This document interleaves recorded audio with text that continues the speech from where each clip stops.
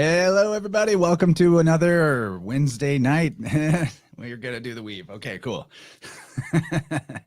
Got to start off with that, right? Yeah. Much respect, everybody. I'm so glad to see you all here. Thank you for tuning in. Thank you for sharing the stream with people that you know that might like it. And we are going to be diving in again on the Astro-Herbalism series. Maybe my favorite sign is my sun sign, Aries. Although I'm pretty partial to Leo too. So Aries is quite a phenomenal, super extra special sign to talk about because, at least in my opinion, the vernal equinox upon which it falls, or begins, I should say, springs, not falls, happens to also be the greatest explosion of life force energy that we see in the realm in the cyclical increase and decline of life as the year goes through. So it's a particularly powerful time. In fact, it's maybe the most miraculous part of the year. If you ask any of the keepers of the ancient mystery traditions, you might have even needed to do some kind of rituals or sacrifices to make sure that vernal equinox does happen properly. So we won't be doing that other than continuing our ritual of talking about herbs in the appropriate sign as they correspond in the doctrine of signatures. We've got Kyle from Tippecanoe Herbs here, Gabe's the slickest dissident, Mario from Symbolic Studies, and Michelle Lundquist of Michelle's Healing Home. So the gang's all here, the Fab Five, if you will. And I'm really excited to dive in, man. And also a lot of gratitude for getting to hang out with Kyle and family yesterday and the day before. That was really, really lovely meeting. Thank you for the visits, buddy. Yeah, man. Thank you for being such a generous host. And Chance, you're just as wonderful, and you're double wonderful in real life. So I hope that everyone that loves you gets the chance to meet you. So yeah. Well, I'm looking to hire a volunteer. So not really hire, but I need an event coordinator. Let's get some real life meetups going. Who wants to help us make that happen? Let me know. No, man, it's just cool to be in the flow though, and just do it like old school, like real life. It's pretty awesome. Yeah, man. What did you think of Missouri after the vernal equinox? It's probably quite a bit different than where you're at. Yeah, as soon as we crossed the Mississippi River, like immediately crossing the Mississippi River, everything was so much greener, and there was just a feeling in the air that was like spring was here. So wow, so you could tell the difference from one side of the river to the other? Yeah, definitely. That is kind of trippy, man. I feel like there's untapped gravy in rivers as natural boundaries between ecosystems. I never thought about it until just this trip, and how much that makes sense to me. So yeah, it was cool, and it was nice. I saw some flowers, and got to shed some layers and pulled some ticks off of me, and spring is here. Yeah, we have a lot of bugs. Don't let that stop you if you're coming to visit or move here, though. Anybody out there? No, just grow some. So Mario, Michelle, how's it going? Really enjoyed your stream on Michelle's show last night. Also, Aries good themed, man. In some ways. We're going to continue that. Yeah, it was awesome. Oh, Mario's frozen. Yeah, thank you. It was so fun. I mean, I learned a lot. My mind has been reeling ever since it, and Mario and I have been talking about it throughout the day as well. So I'm looking forward to wrapping up the rest of the plants with Joshua on Friday on Mario's stream. Totally. And, yeah, no, that was really fun. I actually foresee, maybe another couple more episodes going through these plants, because it's a hefty list of plants that are in the Bible. And so it'd be cool to maybe, keep the train going with that show and see where it goes. How's it going over there, Slick? Doing wonderful, man. I want to compliment Mario and Michelle. You guys have been at it. You guys have been so busy putting out so much. I love I missed last night's show, but I have been catching you guys as last Thursdays, and we have a real good time over there. So I totally encourage anybody who's missing out on it, come join the fun. We have awesome Thursday weaves. It's a good time. Is that new since the last Herb Vibrant? I think maybe we did one or something like that. Maybe we had one. Maybe. But yeah. So every Thursday on Michelle's channel, 6 p.m. Pacific. So it's a good time. And so we appreciate you being there. And we've had some really fun weaves. it's very casual. We interact with the chat quite a bit and stuff. So yeah, looking forward to that too.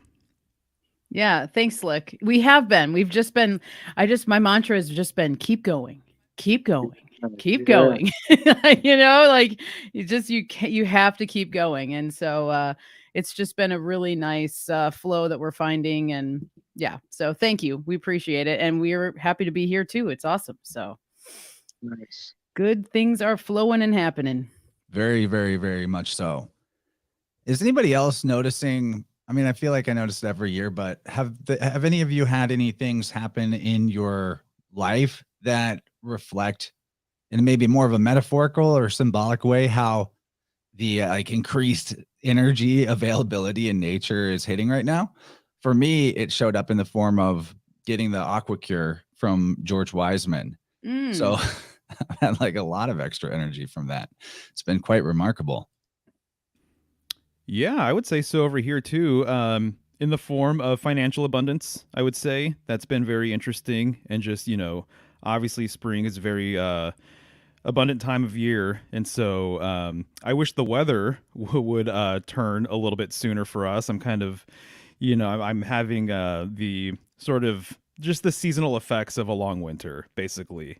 And so I can't wait for that. But no, I feel like there has been an extra energetic sort of jolt in terms of prosperity that way. So that's been really cool to acknowledge and see, for sure. Well, it's like 72 degrees here and there's a lot of room. So if you ever decide to move. Nice. Yep. Yeah, it makes me think a little bit of like the Groundhog's Day, where they say, whatever that's all about.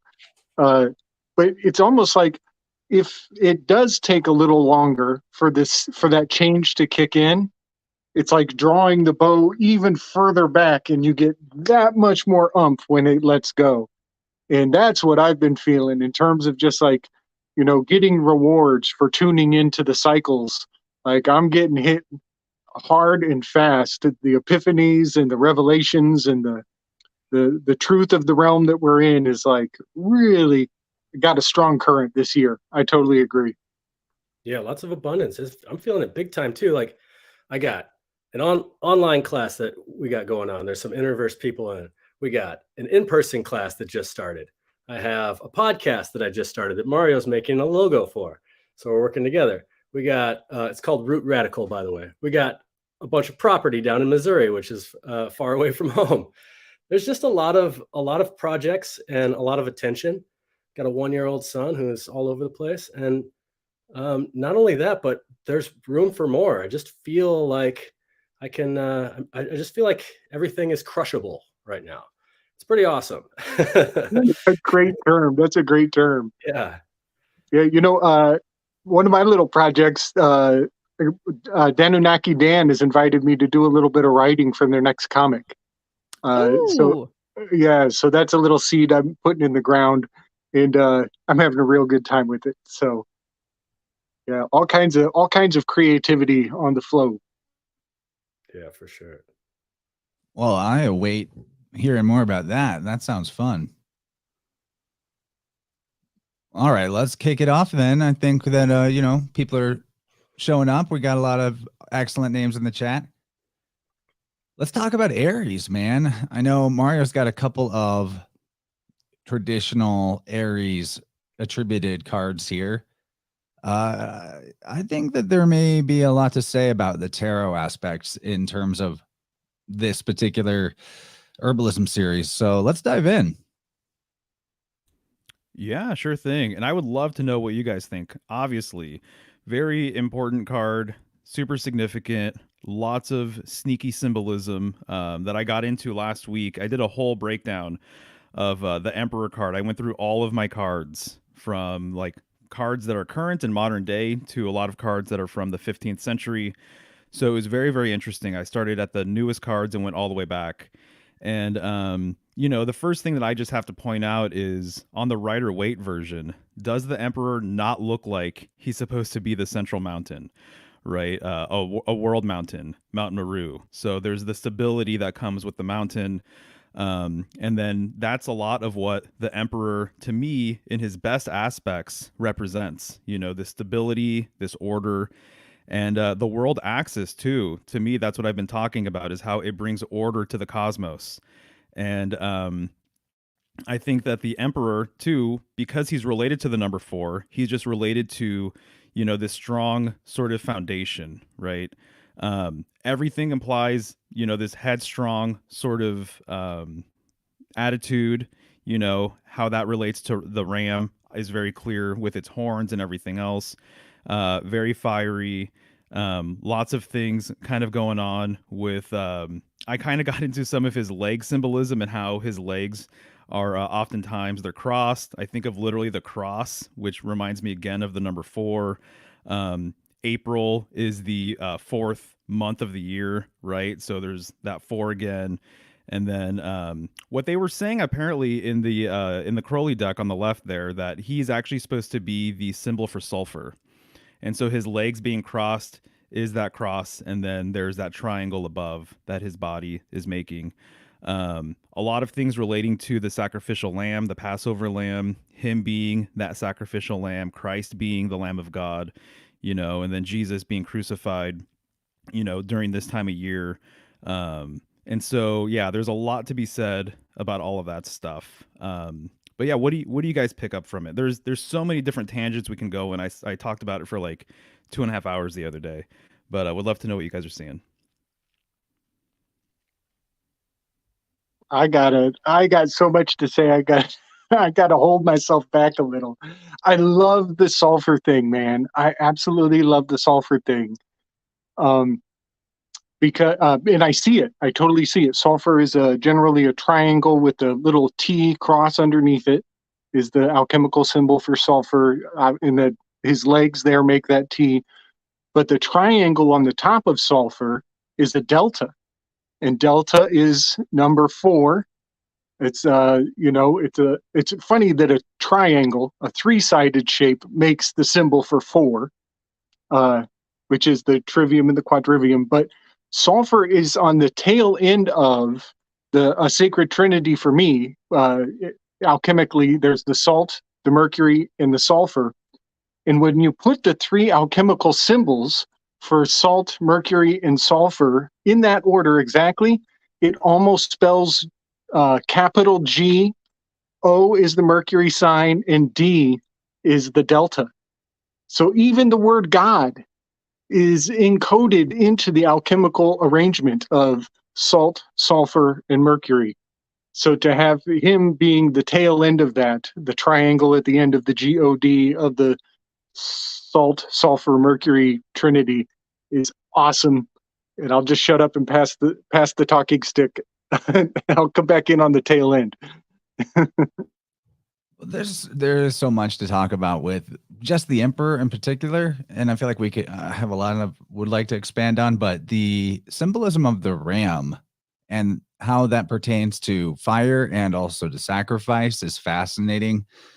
So first of all, we can we wouldn't normally necessarily think of Jupiter as in the planet Jupiter as corresponding to the emperor.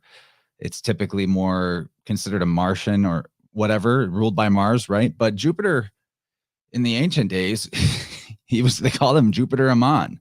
You know, he had ram's horns. This is more in him in his role as the top god rather than as being a planet per se. And I think that's part of a big series of misconceptions that have come about from the outer planet or the planets, the wandering luminaries being named after deities who previously those planets had their own names that weren't necessarily attributed to deity. I'd have to look up what Mars was called previously. I could probably find that. But anyway, so you have Jupiter Ammon, always symbolized with the ram horns, or not always, but often.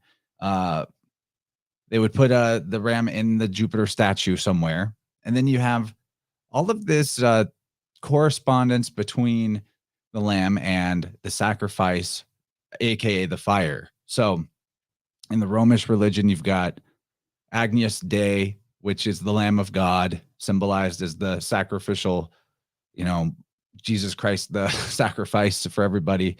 And then you have the fire god of India called Agni, right? And Agni has a ram as well, rides a ram. You've got Thor riding a chariot pulled by rams. You have the word in Latin, igni, which is basically the same word as Agni. So I think whenever we're talking about Igni or Agni or Agnes, we're talking, and interesting too, Agnes being an anagram for Angus, which is like, we're getting more into beef right there, but all of that's in the mix. And then the fact that the sun or the year is born at this time, and born is basically the same word as burn. Burn, born, and then barn too, or you keep your animals in a barn. So there's just some thoughts I have on it. Excellent. No, I love that for sure. And you're spot on with the Jupiter connection, obviously. And I even have a couple of decks that make that correspondence with Jupiter and not necessarily Mars, which I think is interesting. Also with Jupiter, you've got the Jupiter glyph that looks like a 4. So there's that 4 again, right?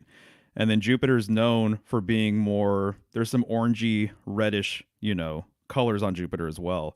So even just the color matches, right? That red spot that Jupiter has.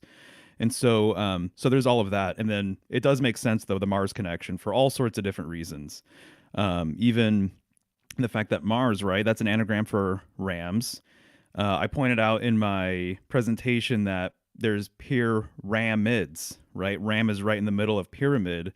And I'm inclined to think that pyramids basically, they have to be influenced by mountains. So the first pyramids must have been influenced by this concept of mountains or world mountains or things like that. So in a way, that emperor on the right-hand side, he's emblematic or symbolic of a pyramid, and rams are known for their climbing abilities and ascending. They live at high elevations. And so there's all sorts of different implications you can make with that. But yeah, no, the Jupiter connection definitely is strong, I would say too. Another thing about corresponding the major arcana cards to zodiacal signs that I personally like, although I wouldn't be able to explain why he does this. So I kind of wanted to ask you guys to see if maybe we could reason it out ourselves, if there's a logic to it. But I learned I first learned the symbolism of tarot from Michael Tessarion. And he's got an incredible series on it, the Path of the Fool series. I know Mario is no stranger to Michael's work, probably also very influential at a certain point. And anyway, Tessarion doesn't correspond just to the Emperor with Aries, but actually he puts the first 4, if you count the Fool, as one of the, the first card and not the last. He puts the first 4 as correspondent to the spring equinox, the vernal equinox. And so anyway, that would be the Fool, the Magician, the High Priestess. No, I'm sorry. Is the Fool? I'm looking at this. Yeah, he puts it at a spring for the Fool. Maybe not the spring equinox. Yeah, he does. Okay, so he's saying the Fool, the Magician, the High Priestess, the Empress, and the Emperor. So actually, I can't count. That's the first 5. And then he also corresponds the Sun card to the vernal equinox, the Aeon or Judgment card, and the World Universe card. So the first 3 and the first 5 and the last 3. I find that very interesting. First of all, it does make sense because if you do it that way, and then the following card after the Emperor being the Hierophant getting put to Taurus, and the Lovers then being Gemini, it does kind of make the tarot flow through the zodiac in a way that seems sensible, right? But also I think that there's so much going on with the vernal equinox in terms of its importance, and that the god of the god that was really the one that most mattered to the people, if you will, the savior deity, the top ruler deity, son of God thing, being reborn at the vernal equinox kind of makes this whole thing kind of makes me think of how in many cultures, the first most important primary god also has like 8 aspects, 8 elements that he like subdivides into. And a lot of times that is actually a grouping of 5 and a grouping of 3. So even more so that sort of fits. What do you guys think of Aries correspondence to, maybe not Aries per se, but the vernal equinox correspondence to the first 5 and the last 3 majors? Yeah, to be honest, I'd have to give that a little bit more thought. But off the top of my head, I was just writing down the list. It is very interesting, and I could see where he's coming from with all of that. And it's been a while since I've absorbed his tarot work or whatever, but you might inspire me to revisit it because I can absolutely see what you're saying there. Yeah, me too. I'm like Yeah. wondering. I wish I could remembered more of the reasoning he gave for that. Right, right. You know, it kind of corresponds with how Ovid did his Fasti poem. He only laid out 6 stories. It's a 6-part poem, and people say it's incomplete. And they say that the rest of it is missing, and some people tried to fabricate the rest of it, but they know it was fake because there was no rest of it. The rest of it is hidden inside of the 6 that he made public, and it's you have to cipher out the rest of the code, and it corresponds with that sequence you just laid out that Tazarian correlates. It's like you think you're only getting half of it going from the winter into the spring, but in fact the other half is encoded. It's embedded within, and you have to unpack it to get the other half of it. It also makes me think of how if the Aries is the head, then if you have these 8 majors that really cover a lot of bases in terms of human expression, then maybe like those 8 going with the vernal equinox or the head is kind of saying how there's a entire world outside of you, and then there's an entire world inside your head. Yeah, private, public. It makes me think too of, Aries is the time of year where you're sowing. And so some of these cards, like if I'm just can recall correctly, like the high priestess or maybe even the empress. The empress is depicted with like what looks like late autumn, almost like Virgo, like grasses. And so there's the picture of what you want to sow. You want to sow this this fertileness, right? And the red, yeah. So there we go. So that looks like a late summer scene to me, right there. The grass is has lost its chlorophyll, but it's ready to be harvested, and there's a baby on the way, and yada yada. So picturing again within your head, picturing what you want, and then this idea of the retroactive causality of nature being in part there at the time we need it, for the things that we need at the time that we need it. And are we guiding this process like with intention, or is it going to happen anyway? And there's this current of what we want that's just in our subconscious, and it's always there. Like with the other day when we were talking, you mentioned that like this really is the realm of you get what you want. And if you become aware of that, like then you can really think about if what you want is this stream or this river that's going to be moving through time, what, like protecting that stream, making sure no pollution or mud gets in there, really like keeping your thoughts really clear at that stream. But also, no matter what, that stream is going to move, and there's going to be that exchange of what we want manifesting either, in some direction, whether it's it appears to be forward in time, but it might actually have the seeds that have been planted long ago, and it's just there at that time. So that's why it makes sense to me in a poetic way how you can see the end of the deck also at the beginning, and what appears to me at like later in the year at the beginning, not necessarily because that card is a card of the spring, but it's a card that I vision my garden to be at the spring. It's a card that I vision my field to be like at the end of the year, that kind of thing. So within the head, yeah, always within the head. And it's the ram, right? We're ramming. There's a lot of energy within the head. There's also this idea, another fun thing that I was thinking about, because I was listening to some of his work recently, and he was talking about indentured servitude, and my last name is Denton. So I was thinking about, does that mean like I'm not in Dent, I'm Dent? Does that make me free? I was just thinking about this. And then I started thinking about the word dent and rams and how they make dents. And there's this I am of Aries, and dent, like identify. And it just got kind of fun in my mind thinking about how, if you want to really identify something, you might pick up a muffin and lick it. But if you really want to identify it, you take a bite out of it, and you know that that's yours. So it's dented. I found out that with your this teeth. this you also this week that identify. Kyle likes to lick rocks. He likes to pick rocks up off the ground and lick them. That's how he gets to know them. That's true. I do. I really like to lick rocks. He looks like a rock licker, honestly. I've thought that before. That's how you claim territory right there. Yeah, it doesn't seem weird to me at all. It's just natural. It's funny. Yeah, so we have slick dissident and we have lick incident. Dentified. Lick dentified. Lick dentified. That's great.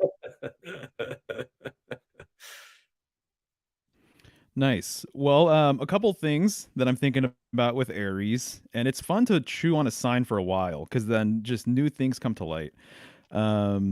Basically, the toroidal nature of the Aries glyph, which you have right there, it just reminds me of the energy coming out from a sacred center, from the center toroid, right? And that is my alarm going off. I have to stop because it's so loud. Excuse me, 1 second.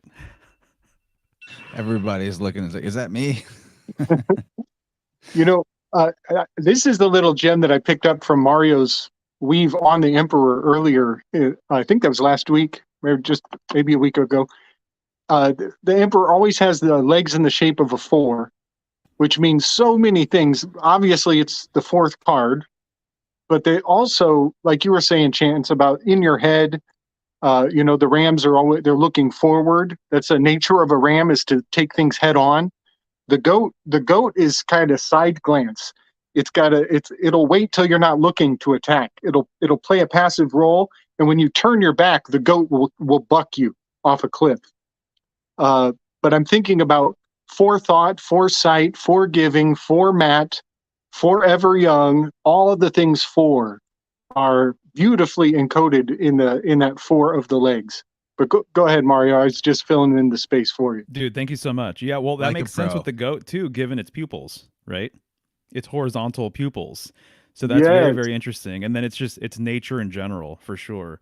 And so, other people have said this and everything else, but it really is just fascinating and really intriguing. But the projective nature of the toroidal field, and also the fact that the Aries glyph looks like a sprout as well, right? Which is really interesting. And so there's all of that. But the one thing that I just remembered that I did research on a couple of years ago, I think, is the whole idea that there's always, at the beginning of a parade, it's not uncommon to have, I don't even know what their name is, but there's a person in front of the parade that's leading the parade. And they always have this like scepter or staff with them. And it's not uncommon for the scepter or staff. There's actually like a universal, my understanding, at least here in the States, a lot of cities have the exact same staff. It's a staff and it's wrapped with these cords.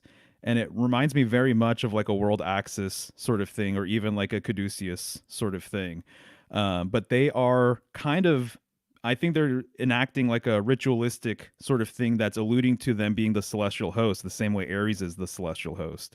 So he's the leader of the zodiac. So it's because of his, raw cardinal power, he is able to be the draft animal that pulls the rest of the zodiac.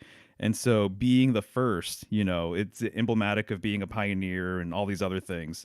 But I think when you're seeing a parade, a traditional parade, and there's that first person, leading the parade, they're very much acting kind of like Aries, in a lot of ways. And so, I think that's partly what's going on with all of this stuff. So yeah, just a couple. Apparently, I just looked into it, and they call it a drum major, the guy at the front, and it's the drum major's mace is what you're looking for. That's interesting. That makes me think of the Magi card, who's often holding a wand up in the sky, and 4 is the Kabbalistic 1. 1 + 2 + 3 + 4 gives you the 10 that reduces to the 1 again, which goes back to the Magi card. That's kind of fun. And mace, M-A-C-E, is philologically magi. Many languages did not have either a C or a G, and they used one for the other. And then, vowels can just swap out willy-nilly pretty much. Vowels, I read somebody that said, one of the old philologists that said, vowels are not the bones of a word, merely the filling. So MACE, MAGI, pretty much a valid correspondence there. So Mace and Magi, very interesting. I see what you did there. You also got Ace, the Mars Ace. So the first one, the first thing that goes, the Ace. Nice. Yeah, totally. I'm reminded of the Drum of War as well, and how there's always marching bands. What do soldiers do? They march. What month does Aries begin in? March. March gets the MAR from Mars itself. So yeah, there's a lot going on there. And then there's that you just put it booster off and on, and Mar becomes Ram again. Right. That's and if right, you were exactly. in war and you were in a battle, you would use a big ass one of those things to break down the door, and you got a bunch of people doing it. And it would probably have an Aries glyph or a ram on the front, just decorative. That's your right. battering The ram. best place to probably strike somebody with a mace would be the head in terms of effectiveness. For psychological and physical effect.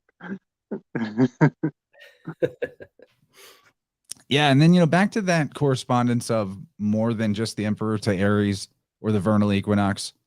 The last three of the majors would be the Sun card, which is exalted in Aries. That one makes a lot of sense. And then Judgment or Aeon has this whole vibe of like resurrection, which is perfect for the vernal equinox as well.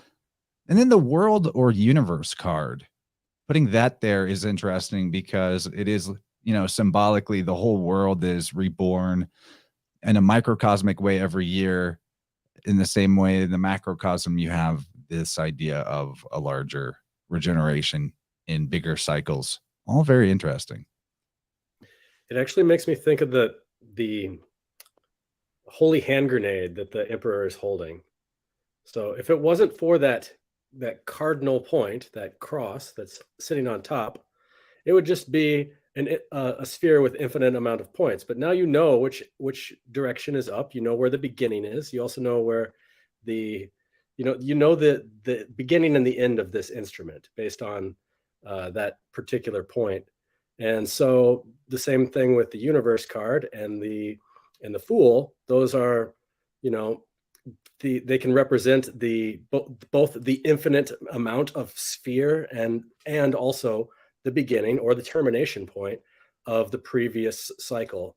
And in this case, maybe it's a cool navigation tool. Maybe it's something that sucks people's brains out and makes the Emperor like a very powerful Riddler guy from the Batman movie. Who knows what it does, but it definitely symbolically has those representations as well. Totally. Makes you start licking rocks. Yeah, it's funny. After I did my Emperor card presentation, I'm like, well, of course, man, if this is the globe, which the globe is Cruciger, and then that cross is right there, then obviously where the cross is literally north. And I've also kind of expanded upon the idea that the fleur-de-lis is a northern symbol, which on the Crowley card, there's a couple of fleur-de-lis on the floor, and then there's other cards where the Emperor is holding like a wand, and there's a fleur-de-lis, at the end there. And so the fleur-de-lis in a lot of older compass roses or compasses, it's literally the arrow that denotes north, which I think is interesting. Yeah, the one thing I've corresponded the Emperor card to the Cepheus or Cepheus constellation, which is very much shaped like a house. It's kind of shaped like a crooked house. You could say it's like a shack or a manger because it's not perfectly shaped. And it's pointing straight to the North Star, man. It's right next to Cassiopeia, who I think of as the Empress. They're just side by side there. And then right next to her is Cameloparditis, which is it's a giraffe, but it's also a camel. And so you put a shack with the kilter, you put the Cassiopeia Empress in the shack with a camel outside and a special star up above. You got the nativity scene all right there in the spring. Very cool, man. I love that. You know, Yeah. I don't want to necessarily open up the can of worms on this. It's kind of outside the scope of our topic tonight, but it is interesting that a certain Don, you know, a word meaning Lord, a certain orange man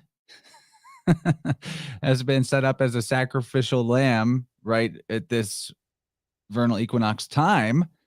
Boom. The certain Dawn that like a lot of people still are for some reason beyond my ability to imagine even making comparisons to him as a Christ figure. Or on another side, like other people are calling him an antichrist figure. So Yeah. I think that the I don't know, the storms coming thing. We have storms are really a springtime phenomenon, and Yeah. the whole controversy with the porn star whose name is Stormy.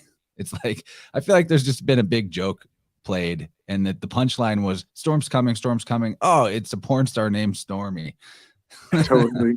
Yeah, they're going to run that program till the wheels fall off, man. That's the plan, no doubt. Totally. These guys exactly. have beards. Look at Yeah, you're right. He's no emperor if he doesn't have a beard. Okay, so we have some element of fire. I like that because cardinal fire is this time of year. that.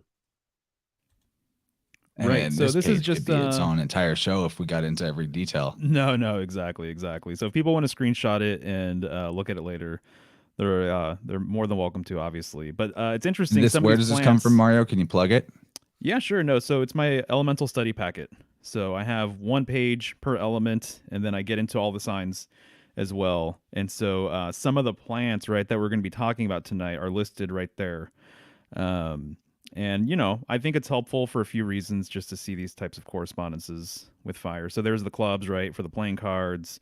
Obviously, tarot suit wands. I associate fire with the mathematical function of multiplication. I think that makes a lot of sense. I almost look at the X as like two fire sticks that are rubbing together, and then the way that fire multiplies, right? So I look at the state of matter as being plasma. Most people correspond the salamander as being the elemental, and then obviously related to Mars and Jupiter right there, right, and the sun. Dude, I love that you've done mathematical correspondences to the elements. That's so gratifying for me. Nice. Yeah, the X being multiplication, that's just so spot on. X would be the mutable sign of Pisces just before we cross over the equinox. So many X's going on. And just to make sure that we leave no Chad still hanging, we're going through the very end of Pegasus, which Pegasus, I correspond to the Tower card, which is a 16. 16th element is sulfur. So we're at the very tail end of the sulfur Pegasus constellation. And inside of Pegasus is the shackled character, Andromeda. Earlier, before Andromeda, it was Prometheus. It's same character, same cosmodrama. And so right now they just released a couple Prometheus characters from bondage. And that is that bald guy, Andrew Tate, and that other character, Jacob Chansley. They just let him out, and they're talking about letting Julian Assange out. And so all of those hitting the headlines at this time of the year, springing them from the underworld, right? They're being sprung. When you take somebody out of prison, you're springing them. And then this equal exchange of taking in the orange man bad is all corresponded with the scales of justice, which is 180 on the zodiac. So as we're springing out with this Emperor card, we got to keep in mind the Libra on the other side, where the scales of justice and the expressions of justice are going to get fucked with for the sake of the Overton window over time. Brilliant. Love that, dude.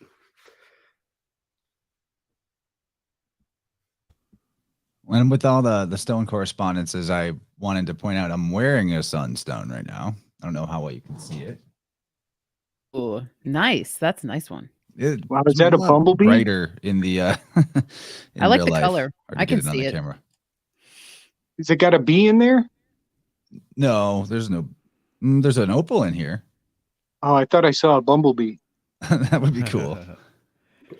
Oh, speaking of bumblebees, random, I totally dug up a hibernating bumblebee when I was in the What? garden last week.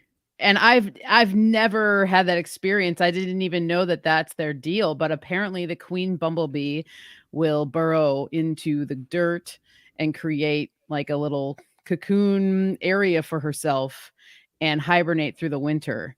And anyway, I put the shovel in, stuck my foot down on the shovel, and lo and behold, there was a bumblebee queen there. She was kind of moving around, and I didn't know what to do because I'm like, oh, it's way too early. But anyway, I kind of like created a new crevice for her, and I guess you can just like cover them back up with dirt and they'll go back to sleep.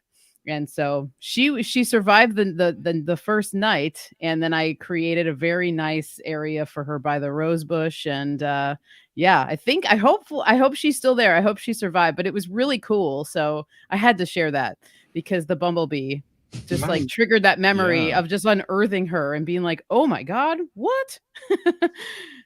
How do you identify a queen bee? Does she have a little thing on her back, like a mark? I don't, well, the honeybee queens do, but with the bumblebee, I kind of just, after doing research, it sounds like the queens are the ones that do that. But I don't know. I'm not sure if she has like a specific marking. She's really big though. She was pretty big. And that's what I remember when we had our hive. Obviously, the queens are much bigger. So not sure, Nice. but hopefully Nice. she survives and she gets to flourish once it gets warmer. So Well, it's- one thing, Gabe, you brought up Andrew Tate. Andrew Tate. He's a taint. And so I just had to share this from Jim's meme bank in case anyone didn't know who you were talking about. Aries corresponds to like the head and the face. So if we're talking about inverted Aryan hero figures, definitely Big time. this is Yeah. a dark side character. Right. And I mean, even when he came out, he comes out with all this shabbiness. So he's got all this fresh growth. He's all covered in moss. It's pretty apropos. All right, now the moment everyone's been waiting for. Yeah. I'm going to talk about some actual plants. Here we go. Take it away, plant teachers. Cayenne. Oh man. All right. So let's start with the name and maybe a request here for an Aries cap, because this is very, very satisfying for me when hitting all these correspondences and then finding extra ones that, yeah, there we go. Thank you, Chance. Finding all these extra ones that really are like little cherries or like little cayennes on top. So here's one of them that I'm talking about. Is the botanical name of cayenne is cap, which is the head. And there's even annuum, which means the year. And so here's the head of the year. And here's another fun thing too. If you have a pen and a piece of paper in front of you, writing the name annuum is very, very fun in cursive. So A-N, you're going back and forth. It's almost like this. It feels like spring. It's like, am I in spring? Am I in winter? Am I in spring? Am I in Pisces? Am I in winter? Oh, there's a little double dip. Here's another one. Oh, it feels, it's just a fun way of connecting with the word through your spirit and your handwriting. So anyway, that's fun. But let's talk about the medicine of cayenne and why it's also, I just wanted to plug something I made. Like I said, I made this podcast, and it's I have a free podcast that I'm doing like once a month. It's called Root Radical, and then I got this other one that's behind a paywall, and it's a class, and it's called Herb of the Week. And my first herb of the week was cayenne, and it's 52 herbs, one herb a week for a year. And the idea is that you learn these herbs one at a time, and you really focus on a plant every once a week, and that's all you focus on. You study this herb, you make tea with it, you cook with it, blah blah blah. then you don't feel so overwhelmed. You can help discipline yourself in your studies and pace yourself instead of that was a tip that one of my first herb teachers gave me. And I started with cayenne, and there is a copy out there of 1 hour and 40-minute lesson of me talking about cayenne. And I'm not going to talk for an hour and 40 minutes today, but some of the things that make me think about cayenne for this placement in Aries is its relationship to the top of the head, the sinuses, how warming it is. It's one of the most igniting plants that you can take. Let's see all the different ways. So if you were to take a tincture or just cook with cayenne, one of the things that happens right away is it dries up your sinuses. So it lights up your sinuses, especially this time of year. In the Ayurvedic tradition, it's the kapha time of year. So we got hot, we got cold, we got wet, we got dry, we got a lot of mud and earth kind of aspect going on. And so a lot of people, it can be a manifestation of like mucus going on in the sinus, especially like the body not knowing, should I hold on to this stuff? Because is it still winter, or can I let go of it yet? And there's a lot of tension around the biological processes of, am I in survival mode still, or is it like okay to like let stuff go? And for areas of the body where there might be tension, that inability to let go manifest as congestion. And so a lot of people get sinus congestion at this time of year. And this is a very heroic herb for sinus congestion. Sure, there's other herbs that are more nutritive. There's herbs that have a gentler action. But we're in Aries. I'm talking about, I dare you to put a quarter teaspoon of cayenne into a cup of water and drink it, because it fires you up. It equalizes the blood in your body as well. So this is a plant that might save your life in a heart attack, in a situation if you have like a heart attack. In fact, Dr. Christopher, who is a very famous herbalist and somebody who carried on the tradition of Thompsonian philosophy, which I'll tell you about in a second. He was a cardiologist for 30 years. And he said, in all of my 30 years of being a cardiologist, if I could administer cayenne to a patient immediately after a heart attack or a stroke, I never lost one in all my 30 years of practice. And the reason why is amazing. Yeah, it really is. It's a great first aid herb. And it's literally like a savior, like Aries. So here's why. If you have let's see here. I like to think of it as like, if there's a hole in Hoover Dam, there's going to be a lot of congestion of water coming out of that area. So if you cut yourself in a particular area and you're bleeding a lot, you start to spray a lot of blood, and this is a plant that stops bleeding as well.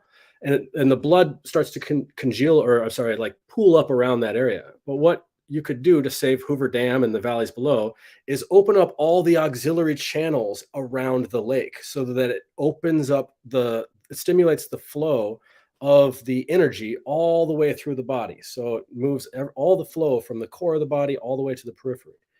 And this is why this plant stops bleeding. It's not because it does have some compounds in it that actually produce like a clotting effect, but not as much as it has a physiological effect on equalizing the pressure in the body. And so if you have a heart attack, or if you have a lot of congestion of a fluid in your heart, in your sinuses, or a lack of tension or lack of pressure moving outwards to your periphery, then having some cayenne can really jumpstart it. And of course, look at that color. Woo-wee, that is red.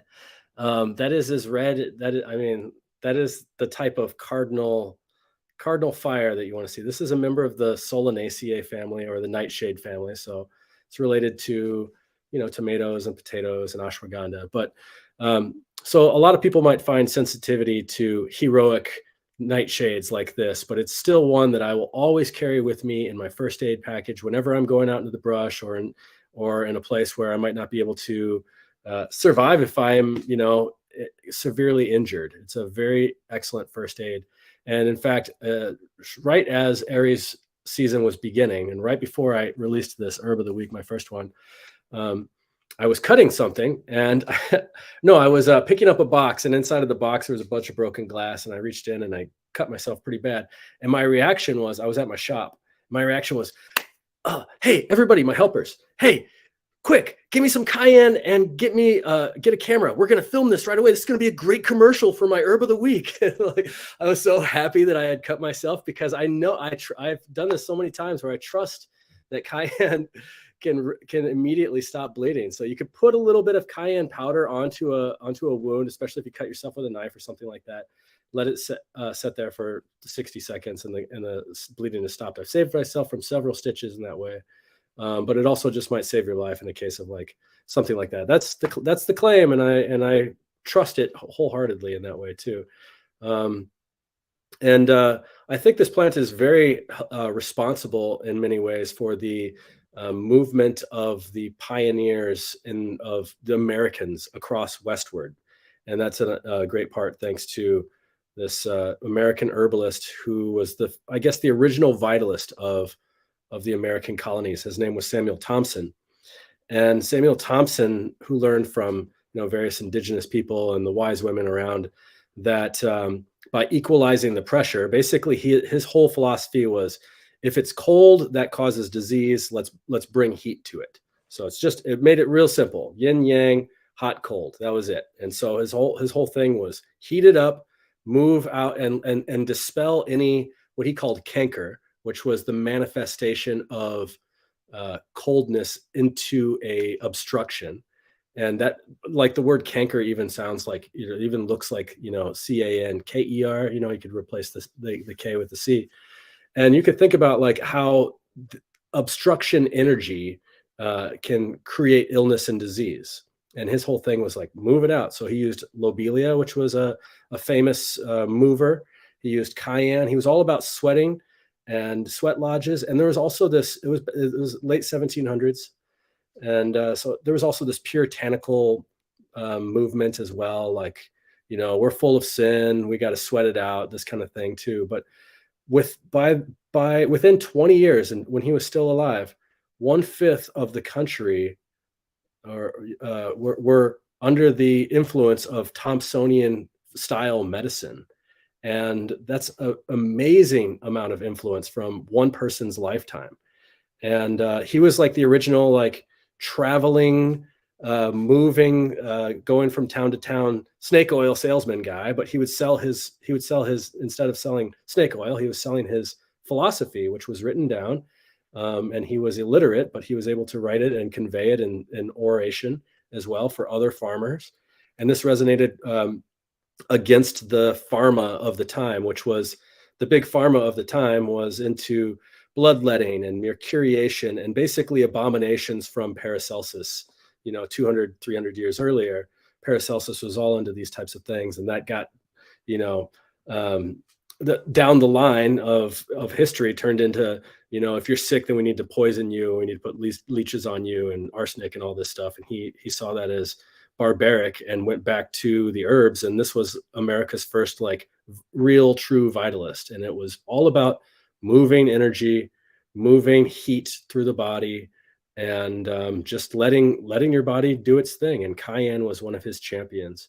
And so I think cayenne is really instrumental for the development of the Americas in the West, because it was your everyday, Joe farmer guy's herb that they would use for any form of illness. And I love cayenne I love it for so many things. I will drink cayenne for a headache. I think it makes a headache go away really quick. It's great for a hangover. It's great for anything that you need to equalize your blood, or it tunes your voice really well too. So I have some people coming into my shop for there are some pretty famous singers that are looking for my special drops, and it's simply cayenne tincture. That's it. So it's pretty cool having some touring musicians come in and look for my special drops. Yeah. So like I said, hour and 40 minutes, I can stop there and see what y'all think about cayenne. But there we go.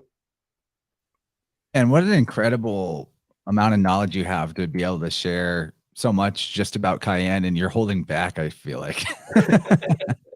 I have had success in my life when I had more allergies than I currently have, using like a turmeric, ginger, maybe a couple other things in there, like oregano, with cayenne sprinkled on it. And the cayenne definitely gives you the most oomph out of that. Actually, And by the way, the whole story you told about cutting yourself and then being more excited than upset, so you could document. I want to see the resultant video clip. Okay, Maybe we I'll could I'll show it. send it. I'll send it here.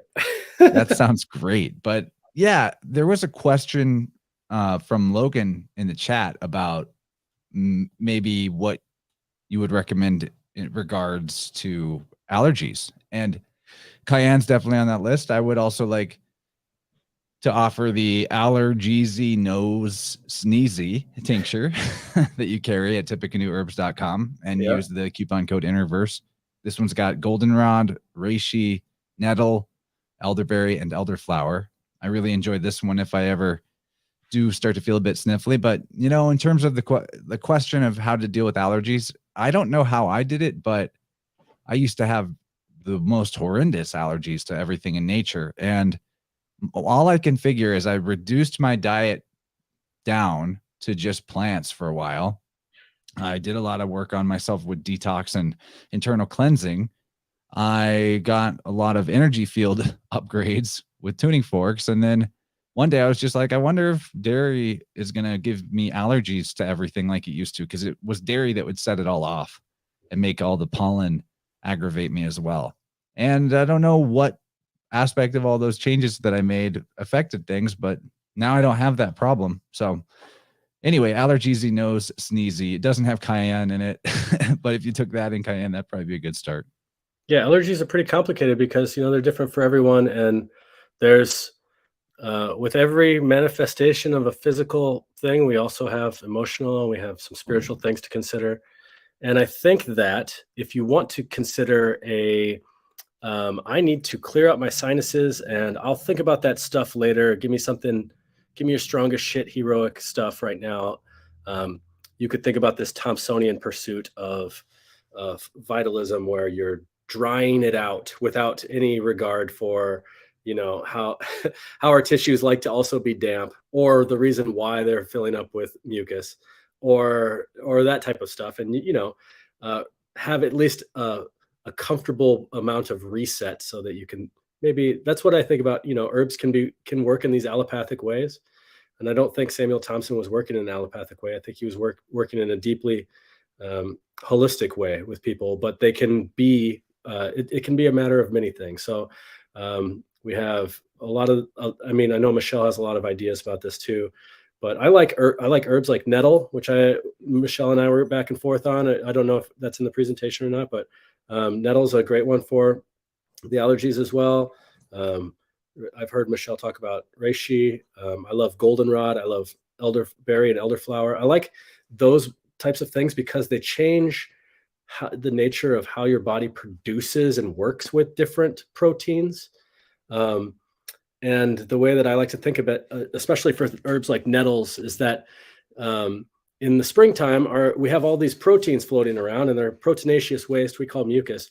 And it's kind of like a bag of Legos that you get at a thrift store, and you don't know what you can make with this. And so herbs like nettles and elderflower are really good at rearranging and finding the possibilities to turn that into, the Death Star, or turn it into the Tower card or something like that. And you're like, how did you do that with a $2 bag of Legos from the thrift store? And that's what they do. They just find little pieces here and there, and they get creative with it. Whereas herbs like cayenne are more like, I'm just going to take your Legos away. So what do you think, Michelle?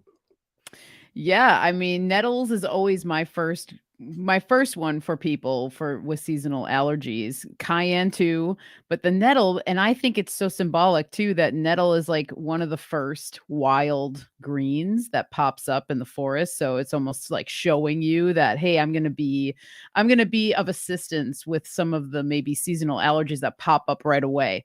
When the buds start forming and the pollen start flying around, the nettle is very abundant and fresh and young. And a lot of times you want to get the nettle when it's nice and young, because you can get it when it's older, but there's so much really nutrient dense energy and powerful energy when it's younger. So yeah, that's usually my first go. But with the cayenne, I just love the fact that, obviously it's blazing red, and then that connection to blood. You can't deny that that is totally just a match made in heaven kind of thing. But one of the things I wrote down a quote from one of the flower essence books that I have, and they had the cayenne flower essence in there.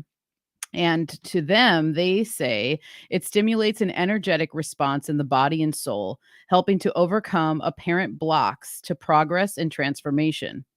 Provides a catalytic spark to the soul who may be stagnating in its growth cycle.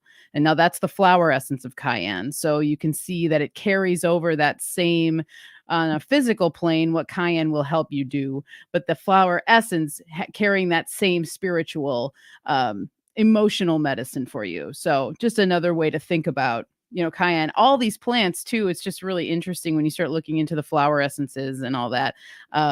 Yeah, how they carry over and how a lot of them will have some of the same effects on the emotional body and spiritual body too, which I think is so beautiful. Nice. Yeah, absolutely. That makes sense. I want to riff off of some of what Kyle was saying regarding the blood and circulatory aspect with cayenne. And I mentioned earlier that the Aries glyph looks like a sprout. It also looks like a Taurus field, right?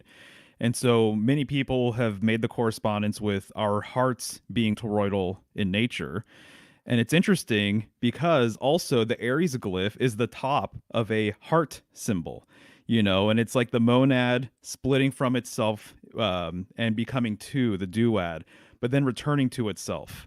And, there's a lot of different metaphors you can make with that, with, finding your partner, at long last, coming back together, splitting off from each other, almost kind of like you could arguably say that we are all, part of this tree of life sort of concept or cosmic tree or whatever, but yeah, we all live our separate lives. But when we reunite, it's almost like that tip of the heart.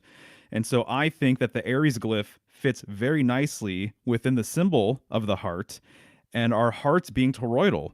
It's interesting because it's like blood leaves the heart and returns to the heart. This is a toroidal system. We are, designed off of the toroidal field, basically, in so many ways. And it kind of looks abstract in certain ways, but when you just really think about that basic principle of the heart pumping blood and then the blood comes back to the heart, you can see the toroidal sort of nature in that. So just wanted to mention those things. Yeah, exactly. It really just helps with that pressure differential to bring it back too, bringing hot all the way to the end and bringing hot back again. Yes. And let's not forget that the symbol for spring is cups, or in a card deck, it would be hearts. It's the water season. So that's so spot on. And also, in some systems, Uranus is in Aries. In my system, I like my Uranus in Taurus. But either way, the spring of the celestial river is in the spring time. Whether you put it in Aries or in Taurus, it's still the river, the flow is initiates in the spring season. And then you mentioned a hero, the heroicness of it, leaping to action, which is the characteristic of the brave, your standard hero. And so we've got Perseus, we've got Orion. These are big heroes on the zodiac, all in the springtime, right here in this neighborhood. And I love to you're talking about sinuses and sinus remedy. Well, sinus you can anagram out to be sun, and the sun card is also correspondent with Aries. Sun card and the Emperor card are both Aries tarot symbols.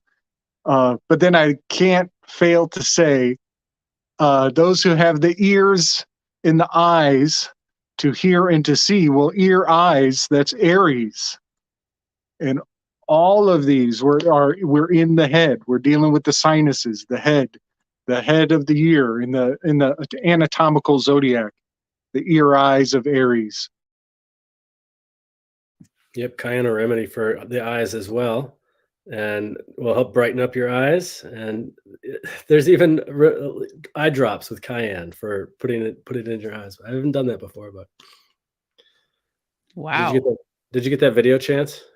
Yeah, I did. I'm getting it ready right now, but maybe I'll warn people if they're squeamish, just a little bit. I've been rewatching this show from the early 60s, The Prisoner. I mentioned it to you, Gabriel. It is such a trip, but without getting into the whole plot analysis about it, I remembered from one of the episodes called Dance of the Dead, which is, as all of them are, a very fascinating episode. But there's a there's a broadcast that this main character, the prisoner, is able to hear on the island village that he's in, and it's somebody like trying to encourage them to escape or to rise up for liberty. And he says, if our torment is to end, if liberty is to be restored, we must grasp the nettle, even though it makes our hands bleed. Only through pain can tomorrow be assured. And, you know, maybe that's not always the case, but when you're in a bad spot, whenever there's something that's gone wrong, you do often have to go through some pain to correct that. You know, that's part of the healing process. So yeah, that's the same reason maybe you go work out and put yourself through that discomfort so that you'll have so tomorrow will be more guaranteed in terms of your health.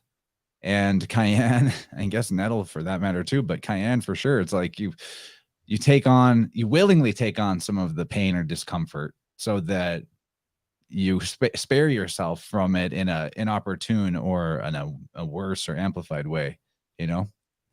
That's a great quote, man. Yeah, you gotta watch that show, dude. It will blow your mind. It's been on my radar for a while. That's the one, Tessarian was all over that one, right?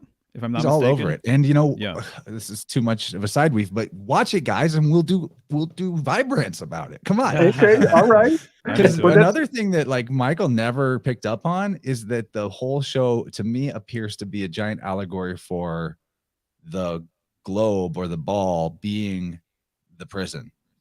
Right. A huge allegory for that. And like if you watch it with that lens, it's gonna extra blow your mind. I'm in. I'm totally in. You got me. Okay, The Prisoner, guys. Everybody watch it, including y'all in the chat. It's really fun. Me and Jenny have been watching it. At the hotel I was staying at this morning, you know who was there at the Your wife knows about it. The continental breakfast this morning, who was staying at the hotel? The Harlem Globetrotters. What?